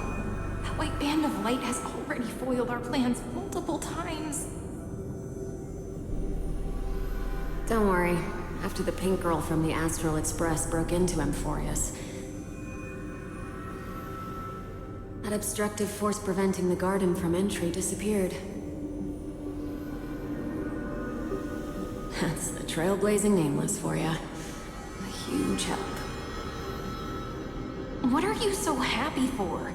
Aren't things gonna get messier with more irrelevant people turning up? What if those trailblazers find the seed of remembrance before we do? Then we'll just steal it back. Simple.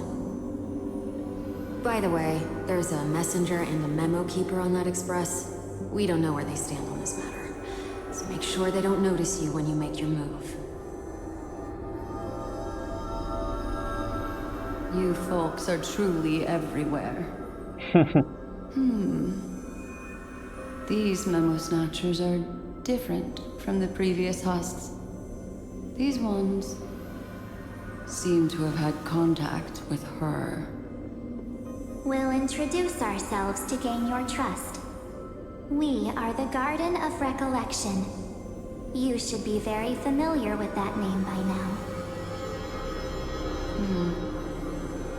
This memory ends so abruptly, as if a shapeless hand snuffed out its candlelight. It appears the secrets ahead are even murkier than I imagined.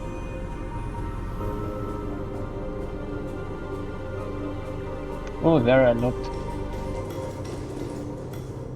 What a bizarre sight. It's spinning out of control! Everything's out of control! Why did no one tell us? That girl is the Memo Keeper's nemesis! Is she talking about March 7th? That Evernight, those black memo sprites, they swallowed everything!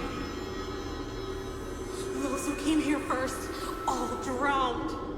Not even a trace of their consciousness was left behind! I wish I'd never come here. I don't want anything to do with Amphorius anymore. Please! I'm begging you! Don't come near me! No! No! You've involved too many innocent people just to obtain the memory of an eon's fall. You deserve this. but I'm not here to blame you. That entity you call Evernight, tell me everything you know about her. We may yet bring a glimmer of hope for those who are still alive in there.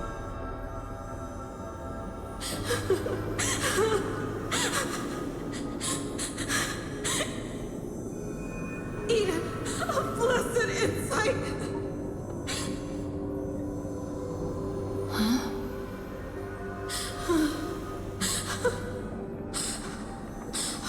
So, that's what happened. We were tricked.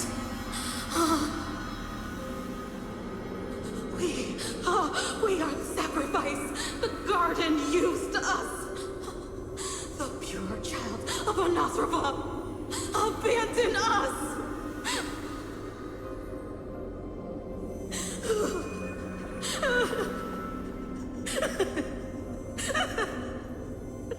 She just wants to find her lost sisters. Isn't the pure child of Anasrava fully? Kill them! Reclaim them!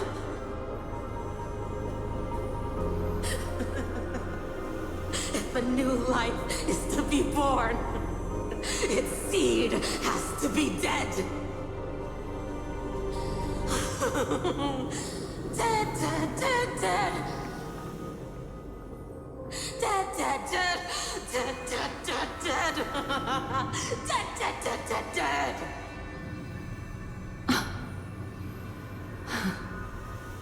I can finally understand your fears now. Thank you for the information.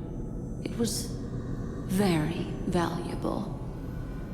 I'll take your remaining consciousness out of here as a gesture of thanks.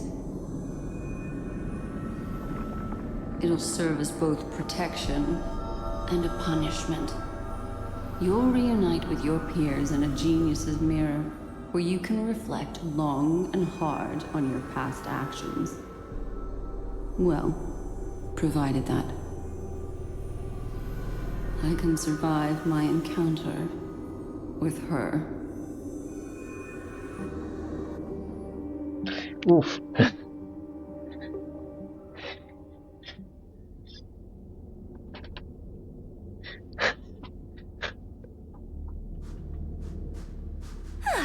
These little critters look scary, but they're not so tough to handle after all. Though the surging Memoria tide swept my friend away, I must return to her side before Miss Evernight succeeds. Another one of these stealth missions, huh? Help me out here, friends in her world.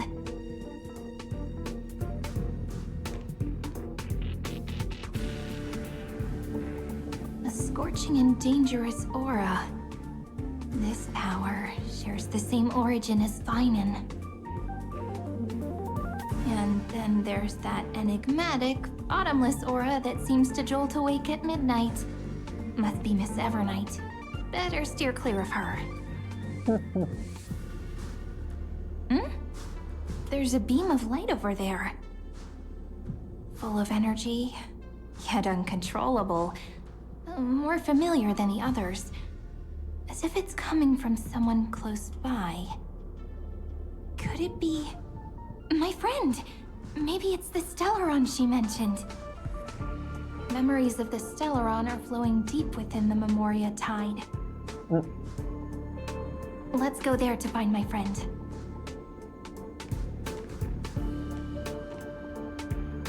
Jeez, so many little ones gathered here. Did you know I was coming?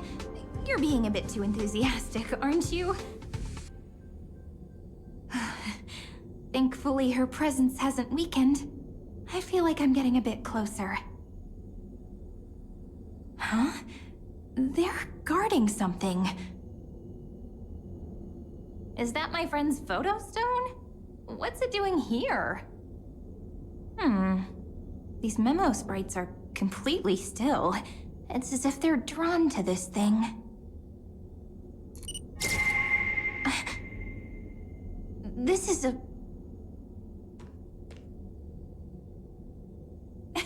even computer memos, right? No wonder the photo stone can't store more memories. Have you been hiding in there all along?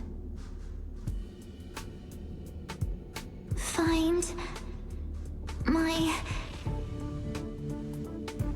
travel companions.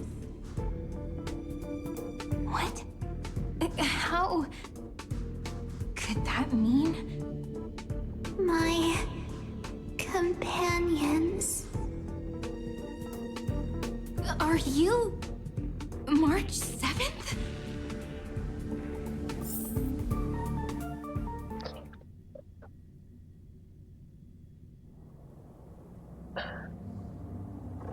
The sky is burning, and the streets are empty.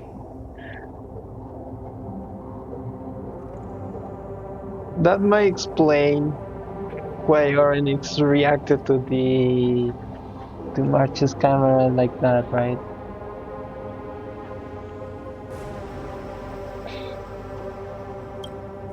It's just like how things were last time. How long can the encryption key you wrote for me last, Mr. Screwlum? That is difficult to project. Logic. It is currently unclear how the unknown variable, Miss March, conducts her interference.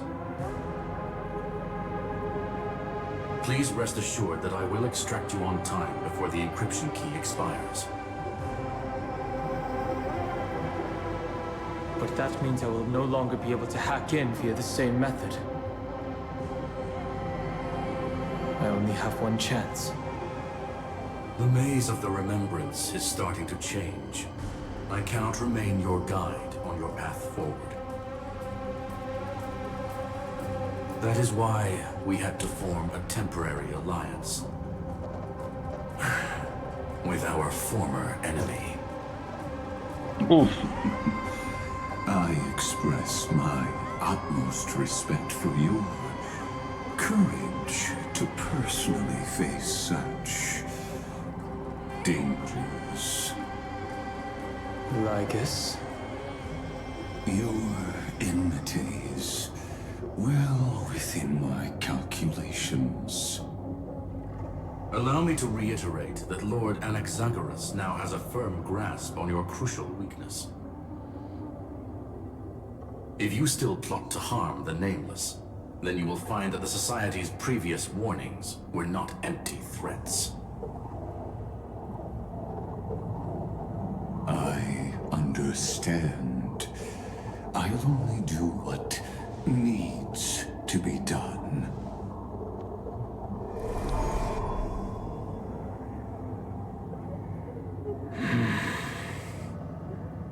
I never imagined that I'd one day walk alongside a genius who offered himself to the destruction. My stance has never changed. The erudition's ruin is inevitable. But before that, I'd be very willing to witness the reunion of the Nameless and to escort you on your way home. More like her appearance completely interrupted your plans, even forcing you to seek out collaboration. I'll remember that. Your words are as sharp as ever. But remember, happenstance is the only true constant in the universe. The demise of the progenitor of all dragons is a testament to that. Come with me. I am honored to guide a scion of permanence. You created this wasteland before us with your own hands. Such sights are no longer able to stir anything in my heart.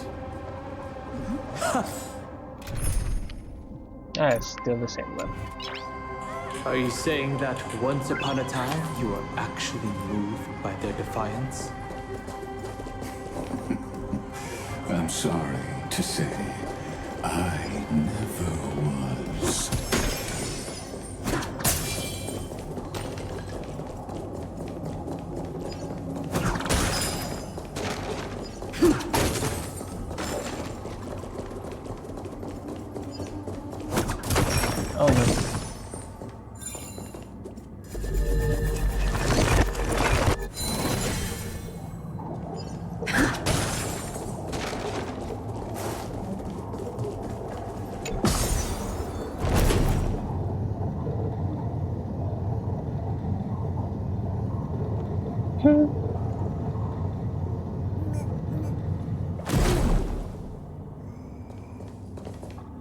These memo sprites.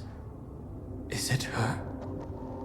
The mimetic entities of the remembrance are everywhere.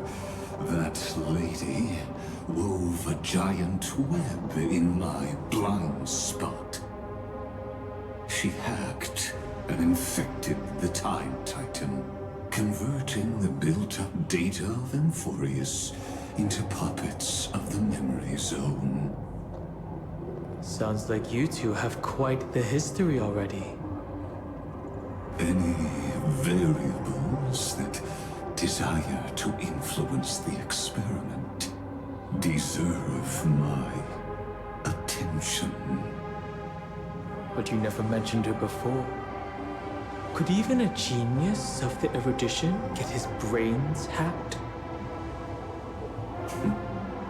Lord Donham, I'm simply stating a fact. That lady is also a threat to you. A threat that you cannot afford to ignore.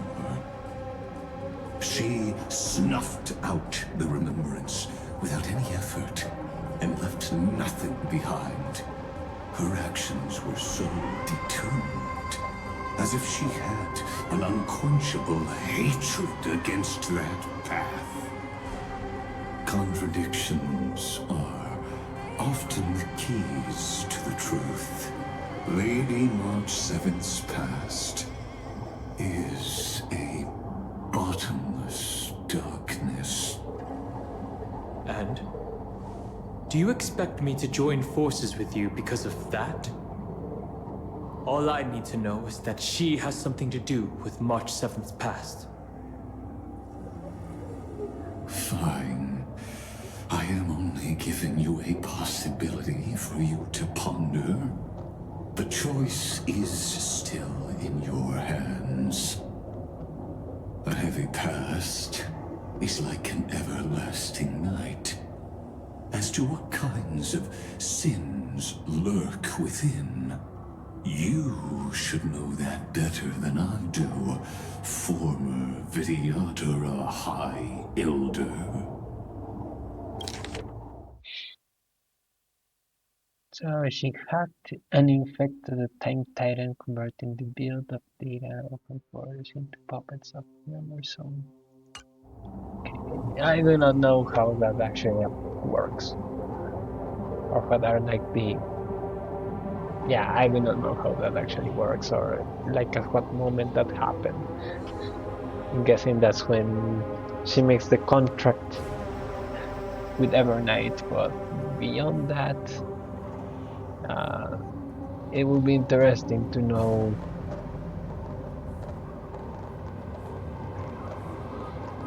how even any of this actually worked back then, right? Because we are supposing this happened before we came to Amphorius, but we do not know exactly on which step along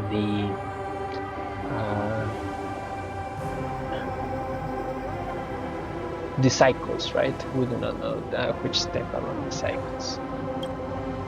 Yes, I indeed know how to face the past better than you do, first genius. I have no intention of refuting that. Let us keep going, Lord Donham.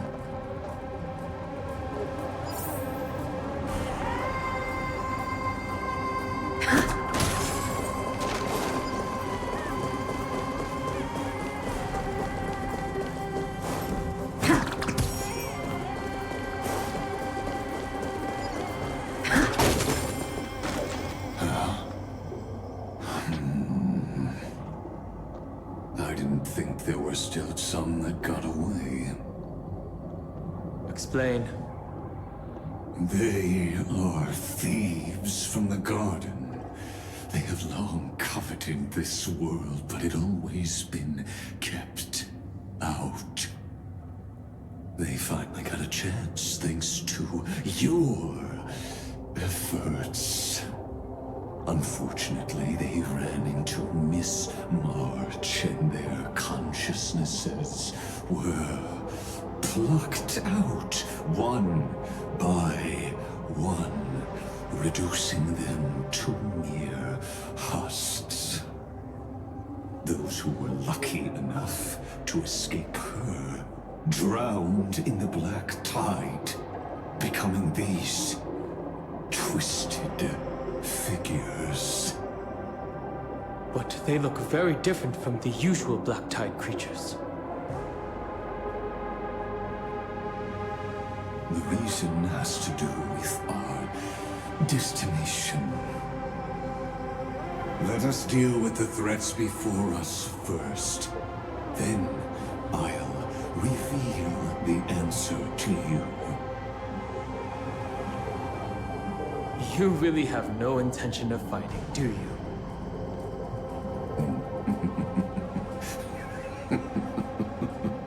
I have no grounds to assist you. Besides, the geniuses are still keeping a close eye on me.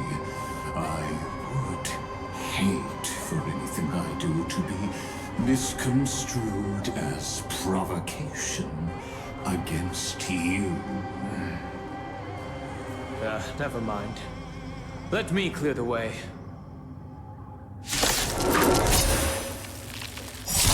Target sighted. All units on alert. Every petal all will be swept away by the wind.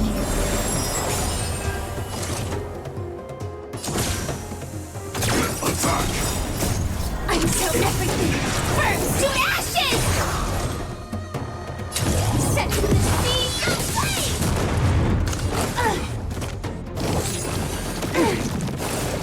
sea In the mood for another beating?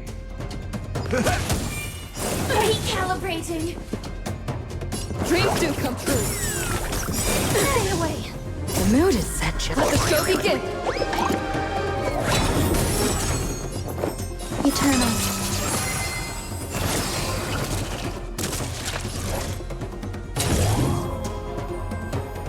Fight to land! Recalibrating. Slice like a... My friends? Indulge yourselves!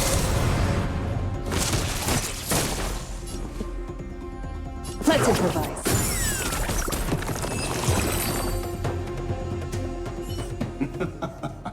What splendid spearmanship.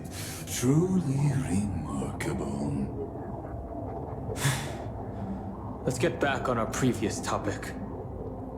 These memo snatchers attempted to infiltrate the breeding ground of the Black Tide to steal Iron Tomb's memories. That sounds like a surefire way of destroying themselves. Well, our views differ on that. They had a chance to reach the truth precisely because they did not fear death. That futile world-bearer turned himself into a seal in this cycle, attempting to suppress the Black Tide's spread. His golden blood soaked into the ocean tides and covered the earth, etching the scar of destruction into this world. And that scar shall point the way forward for you. Erudition, destruction, remembrance. When the three paths cross once again, Amphorius shall face a most magnificent end.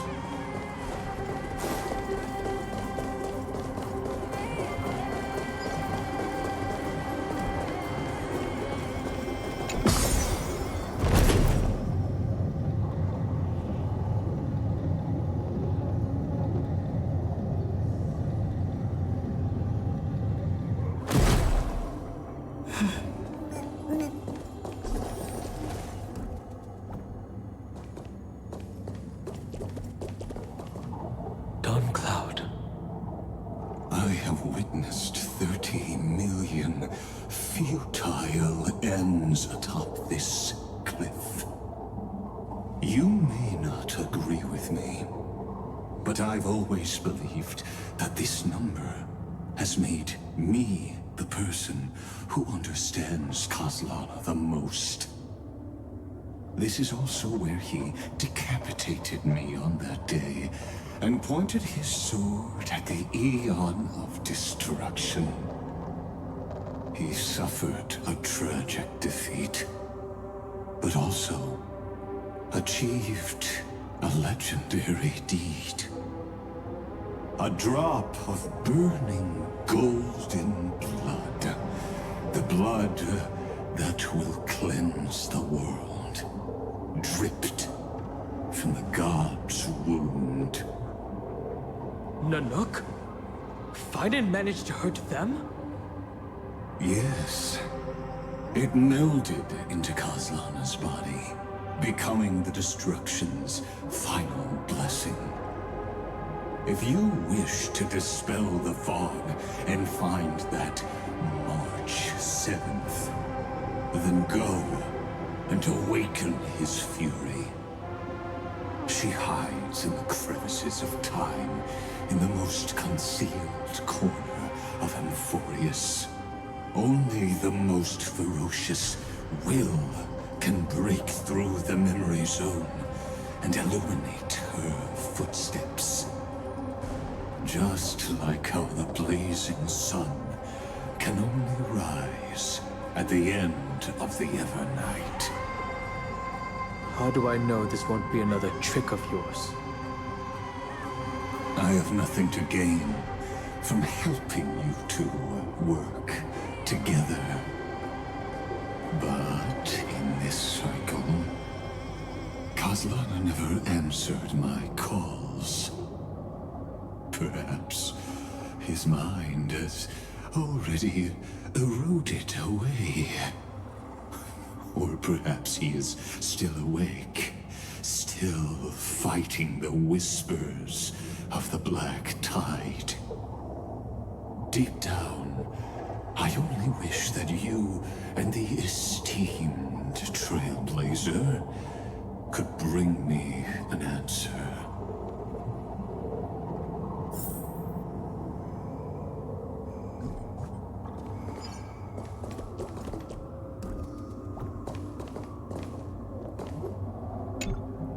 Is there really no other way? How long has it been for you? Kozlana.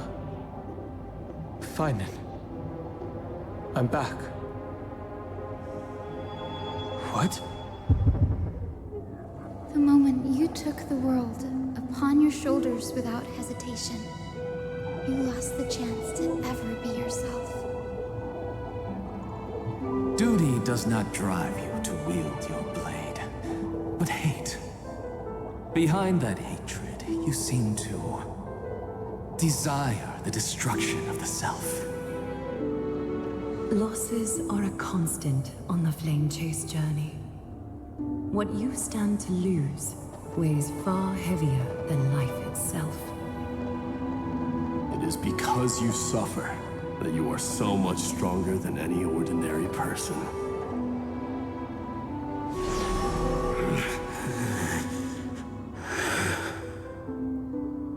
Partner. And Dunhung. You still remember us? Those two names are like brands. Then I'll tell you that those two names only appeared for a blink of an eye in your long journey. But we once fought together to protect this holy city beneath our feet. And we witnessed each other's resolve at this very cliff.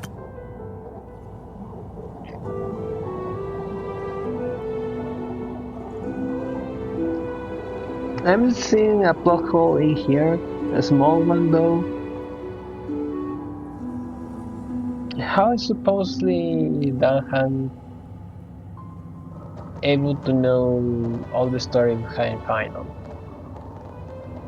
Because I mean, that was something that was told or even showed to the Trailblazer, but then Hank was in his spiritual travel.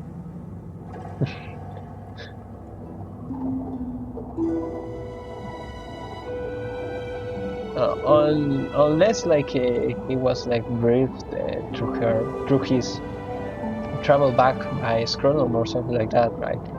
But besides that, I mean, technically, I mean, he knows kind of like the general picture, but he hasn't like lived the memories, right?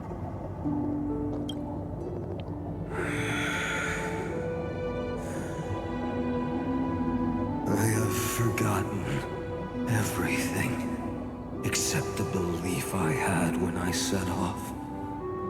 Even this body is as alien to me as your words. All I know is that I must imprison the destruction that swallows all.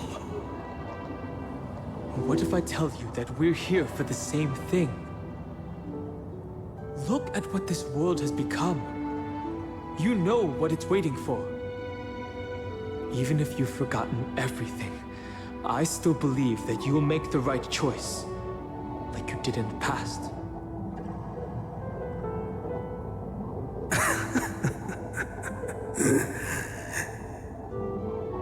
When have we ever had a choice? When were we ever masters of this world's fate? Even though I shoulder the dreams of millions of lives, I could only forge the destruction's evil will.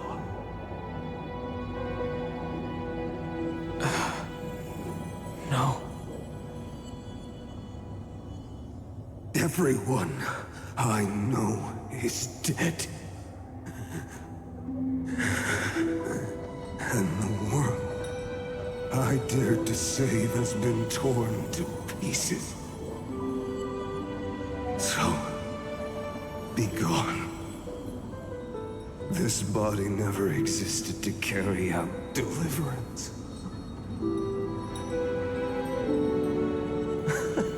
There's no need to be so serious. Sorry, I had a really long nap and all the bad memories woke up first. Long time no see, partner. Well, it was only a very brief farewell for me. We once walked side by side and trusted each other to watch our backs. That memory will never fade away, even if all else does. And because it was so precious and hidden so deep in my heart, it needed more time to wake up. Trailblazing? What an interesting concept. Surely on your worlds, that is also a titan revered by the masses. There is no need to further confirm your resolve. Today, we inherit the duty of the gods, safeguarding the inhabitants of Emphorius. Stand with me, and become heroes!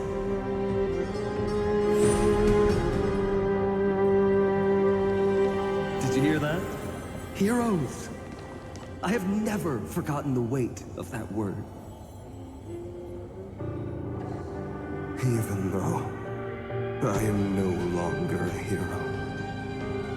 And the only thing remaining in me is the boundless flames of wrath. But lighting a fire can also illuminate the path ahead.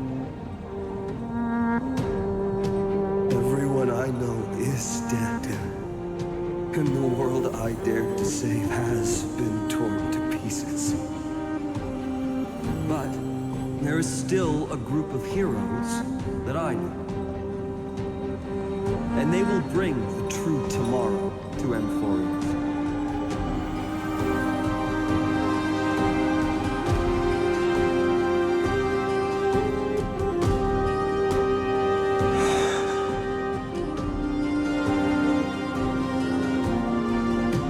This body never existed to carry out deliverance. It only ever burned for world-bearing.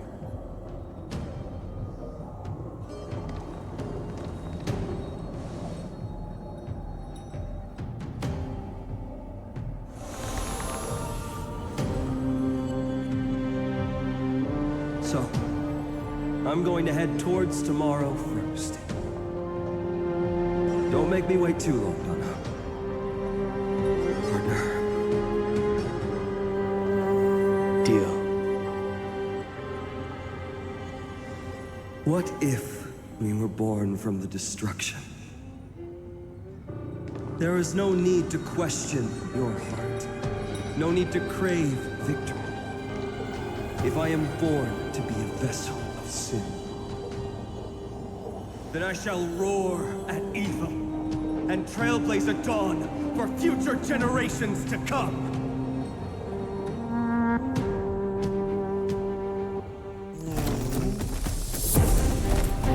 Let us go to the other side of the night.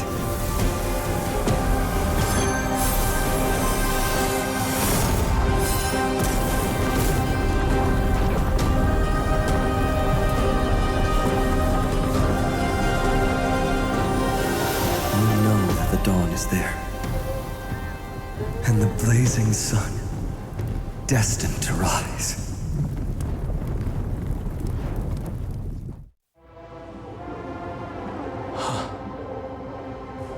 It won't be too long before our paths cross again.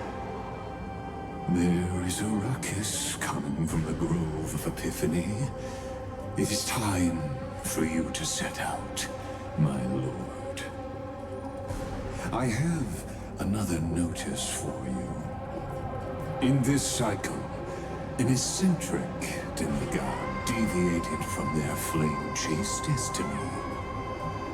In a history known by none, Terravox, the Earth, fell. This matter has remained extremely mysterious, contradicting the extrapolations of 13 million cycles. I have reasons to suspect it also has something to do with Lady March 7th. As of now, clues that yield no conclusions are not important. Finan already pointed me in the right direction. Open the way.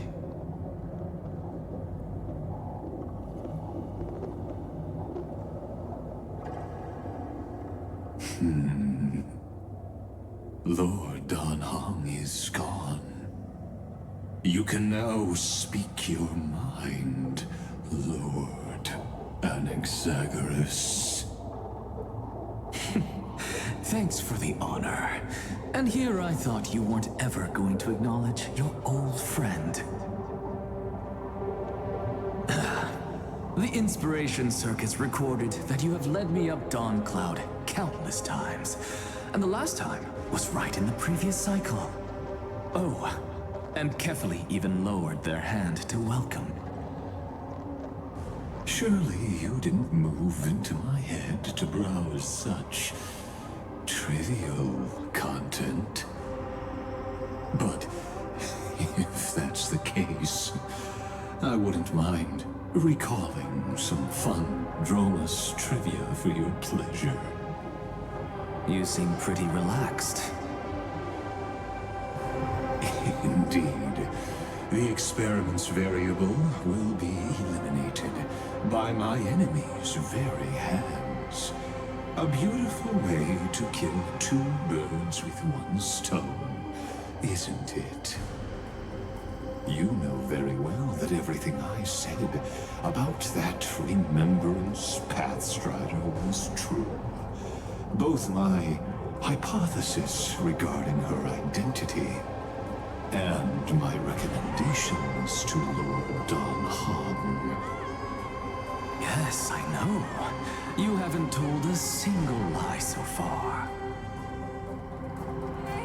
But I noticed your thoughts would generate a curious ripple whenever you mentioned her. It's almost like you were deliberately trying to hide something into the depths of your brain. Since you're talking in such a blunt way, I'm assuming you haven't actually found any concrete evidence. That is correct. Thanks to that mechanical body, you can control the boundaries of your thoughts, opting to only show partial truths. Pity that I still managed to grasp a shiver of fear that escaped your control, and I traced it upstream to discover one single word.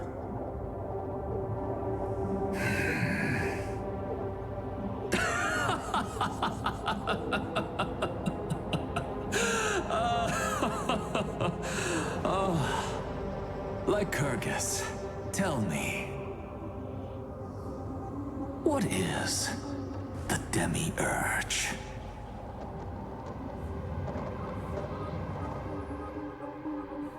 I mean, I have to really tell that. Well, I said that the Anaxagoras left me speechless, but it's very cool. The grove. Even the branches and leaves of the sacred tree have been dyed gold. Finan gave his all for her. Now that the destruction has quelled the Memoria tide, it's time for me to go deeper into the grove.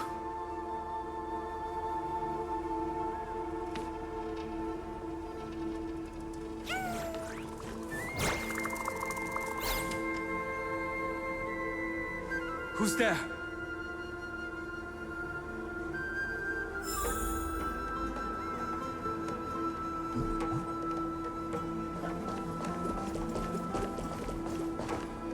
That fiery blaze engulfed the grove and woke all creatures from their slumber. And you, visitor from beyond the sky, you have no intention of listening to the cries of the earth. You are... Are you surprised? Demigods with golden blood are not solely limited to Kefali's children. Is it not natural that the offspring of Georios would take on their duty? I am Terravox, Avatar of the Earth, divine protector of the myriad living beings. What a coincidence. I was just told by someone to watch out for you. Answer me. Why would the Dromus King of the legends, the demigod who should have fallen, appear in humanoid form? You already know the answer. Is the transmutation arcanum not precisely your specialty, descendant of the permanence? How do you know about... Was it March 7th? Exactly. Thanks to her, I was able to escape into the Memoria tide and disappear from the world's memories. So you didn't die. Your fall was just a lie. You cast aside your duty as a flame chaser and joined her. Why? To survive. For a Dromus, life is no more than existence. The birds and beasts of this world have struggled to survive since time immemorial. Yet unlike humans, they are unable to live on in the World-Bearer's memories. But Evernight is the master of remembrance, and I saw your story in the Veil of Evernight. The permanence, tracking transmutation, resurrect, The path you chose to survive will lead to your death. demigod. And what of it? This body is soaked in filthy golden blood. The earth is hungry, and only the permanence can satisfy it.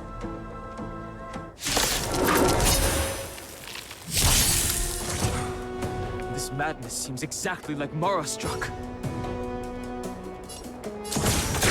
Detonate! Until everything burns to ashes! Fight to live! That's all you got? Rhythm get messed up? Let's improvise. The mood is set. Let the show begin! Existence is unity.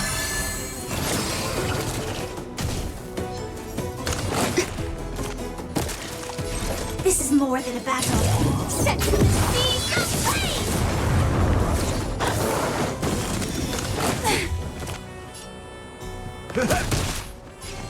Dreams do come true. Grace and...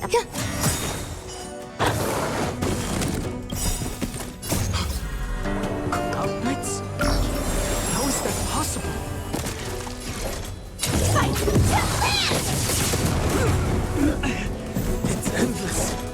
Has the Memoria Tide returned? The fires of abomination reignite. Why not join that watery river and be fully imbibed?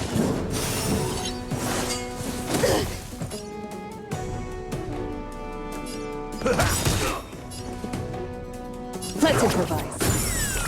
Some value, I suppose. Set to the seas of flame!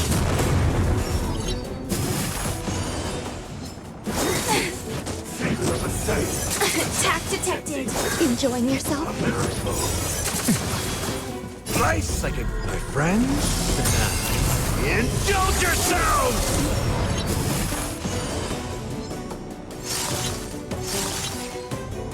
It ain't over. Rhythm get messed up? Dreams do come true.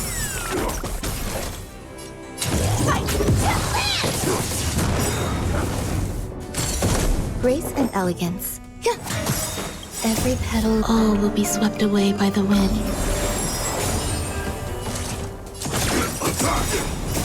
Until everything burns to ashes!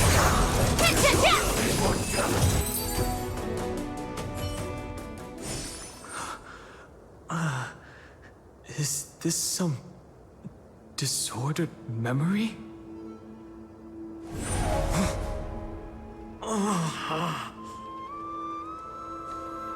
The mists of the past shall drift away. What? Scatter, fade, turn to foam.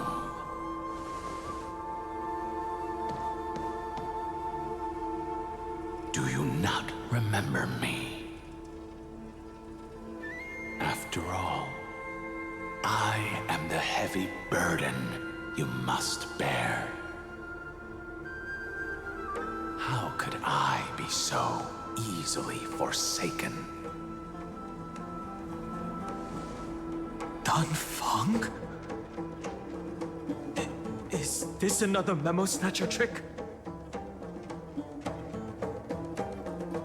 Vidyadhara are supposed to forget the past during hatching rebirth.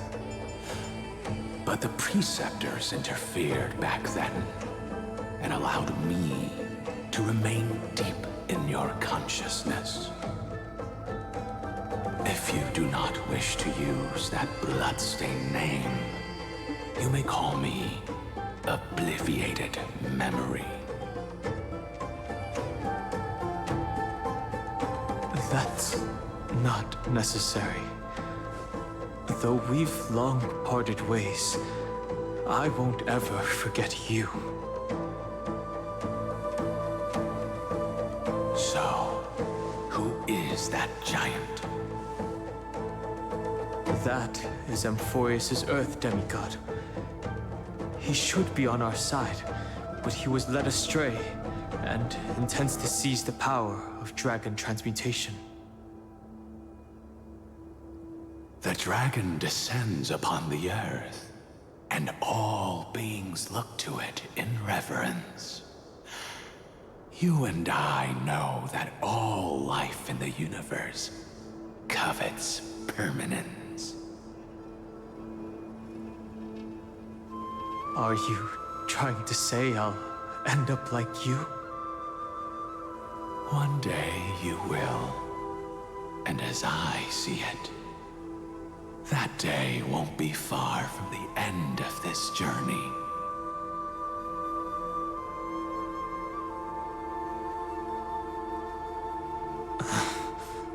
Let's move on to another topic. I have no intention of passing judgment on Dan Feng, and I have even less desire to become entangled with him again.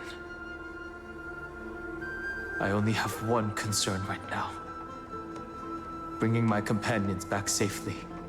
Very similar to what Dan Feng wanted. You can either help me deal with these abominations, or return to the shadows of memory. Dan Feng.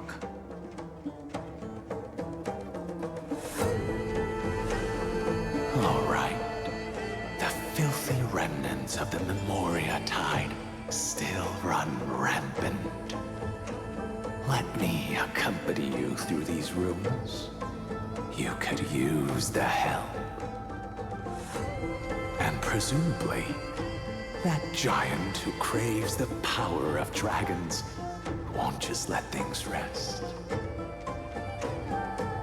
Do as you please. I'm moving ahead.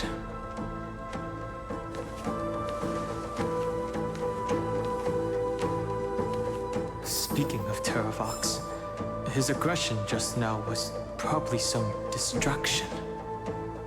His madness is plain as day. I agree.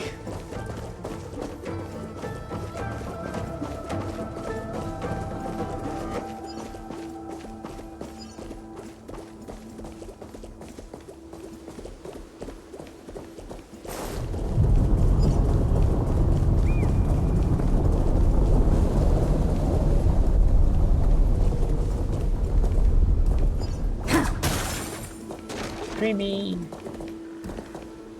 Phew! It's all good now. Yanis's blessing is full, and the hidden passage can be used again. Now, the Imperator's legions can launch a surprise attack from the grove. Who knows if Terravox will be able to succeed? Huh? Who is this warrior? Lady Trebios, I am Dan Heng, the Trailblazer's companion. Dan Heng? Nice to meet you. I didn't realize Little Gray had more companions in addition to Little Cyrene. There is no need to elaborate further. They are merely a collection of your memories, just like me. No. If they were my memories, they would recognize me. Dan Heng? Even though we don't know you, we'll still ask you to get somewhere safe. A terrible battle is about to break out here. Icelands, I mean, Tux Gladiorum, is not far ahead. The evacuation efforts are almost over, so go now, or it might be too late. Icelands. I see. In that case, I'll go look for her now. Thank you. No problem. We need to go deliver some messages, so we'll be off. Please, take care, Dan Heng. Memories crazed ramblings. What do you think? It's too early to reach a conclusion, but this memory is most definitely not mine. There are two possibilities. This memory either belongs to Terravox, or it belongs to her, the person you're desperately looking for. But the probability of the latter is very low. You should know better than I do. After that final battle, even the first genius couldn't determine where she went. Correct. But the conversation I just had gave me an idea. Let's forget Evernight for now. In the vortex of Genesis, there was someone else who went missing along with her.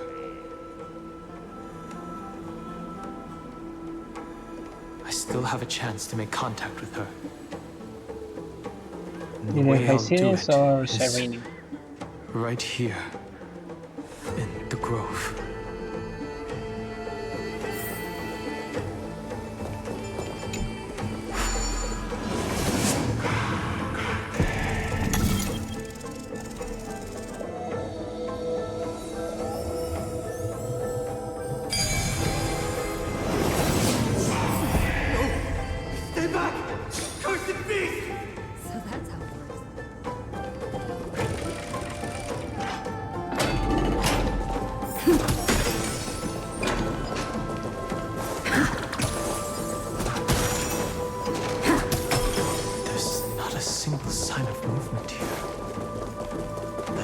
Just the echoes of the Memoria Tide.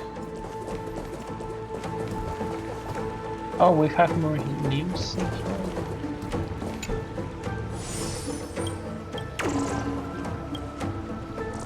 I'm literally just waiting for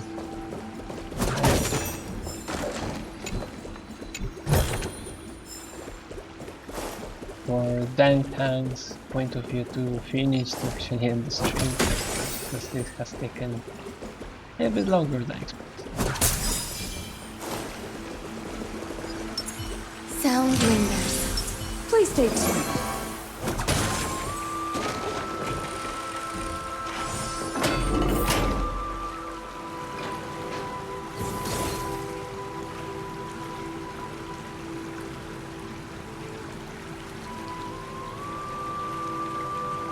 Are you the spirit thief? Bartolos? I see. Thank you for the advice. My Cloud Hymn magic will take it from here.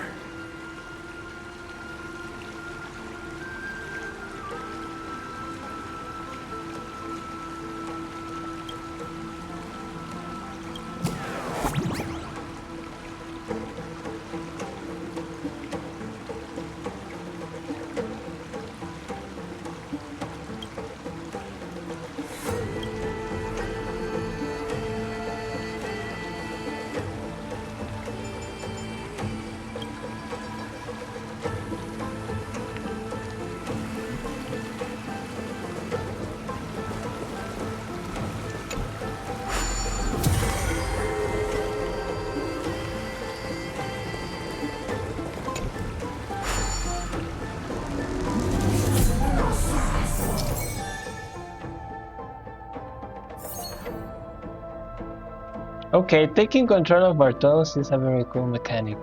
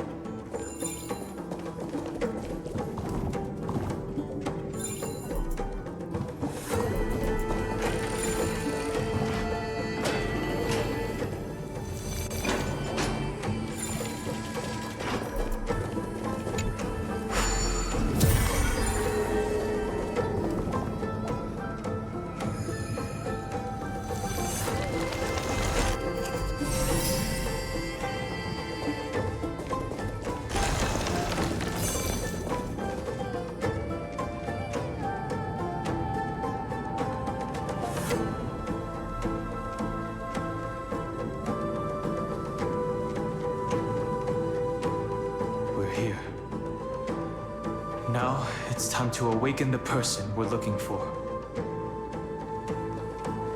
A pool of spirit water. I see. You plan to resonate with the waters of this world. Compared to the currents of my home, the waters of Amphorius are rather untamed. Subduing the waters wasn't easy, but I've gotten the hang of it now. Under the raucous steps of their frenzied dance, the roar of celebration calls forth the spirit water's memories.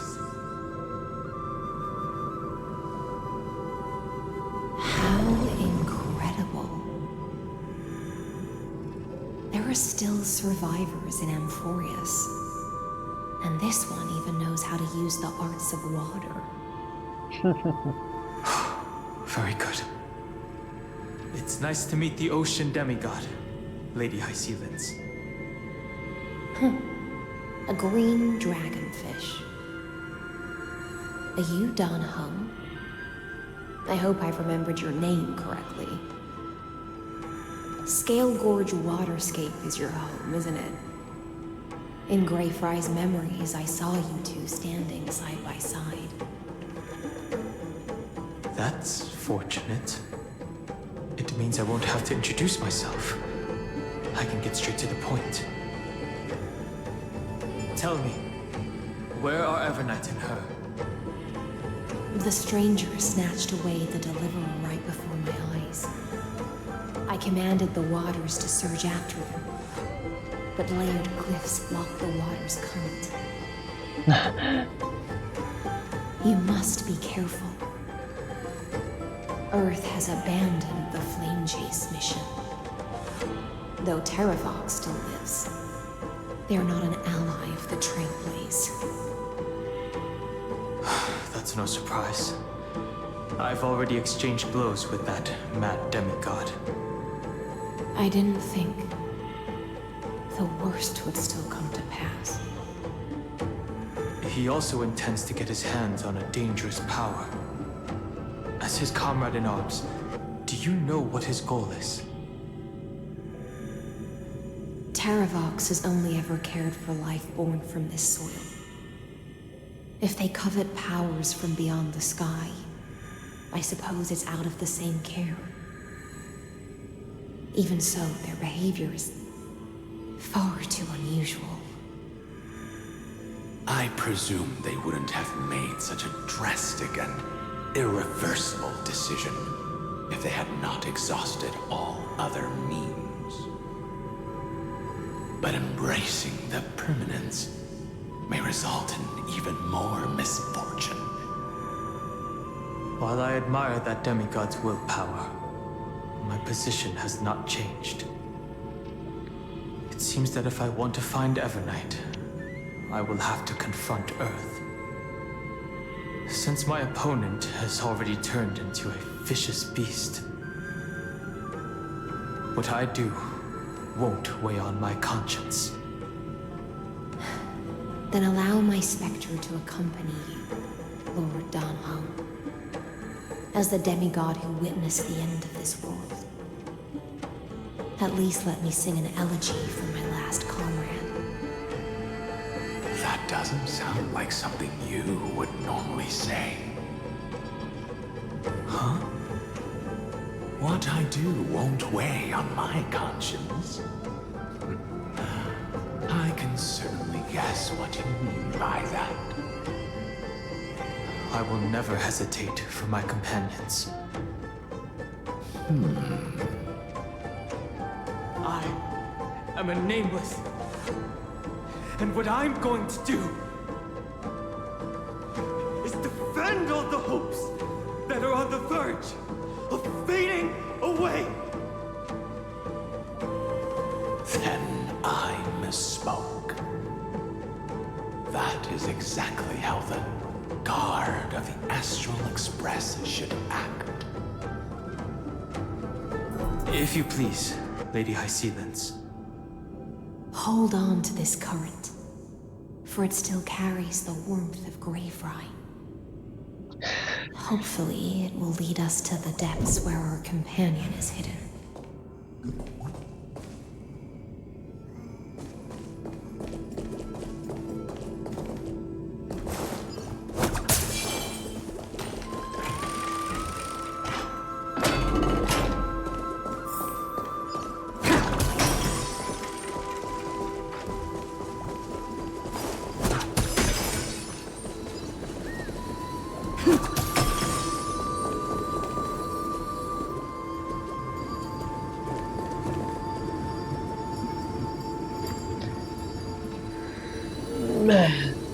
Okay, so this has already taken longer than expected. I did not thought that actually Dan Hunt's viewpoint was going to be like one of the longest parts of the mission. So I'm going to actually end the stream here because I'm tired, to be honest. And I haven't been checking the comments. Okay, nothing to worry. Okay, so yeah, I'm going to end the stream here. A lot of thanks for passing by. We'll continue in the next one. Bye.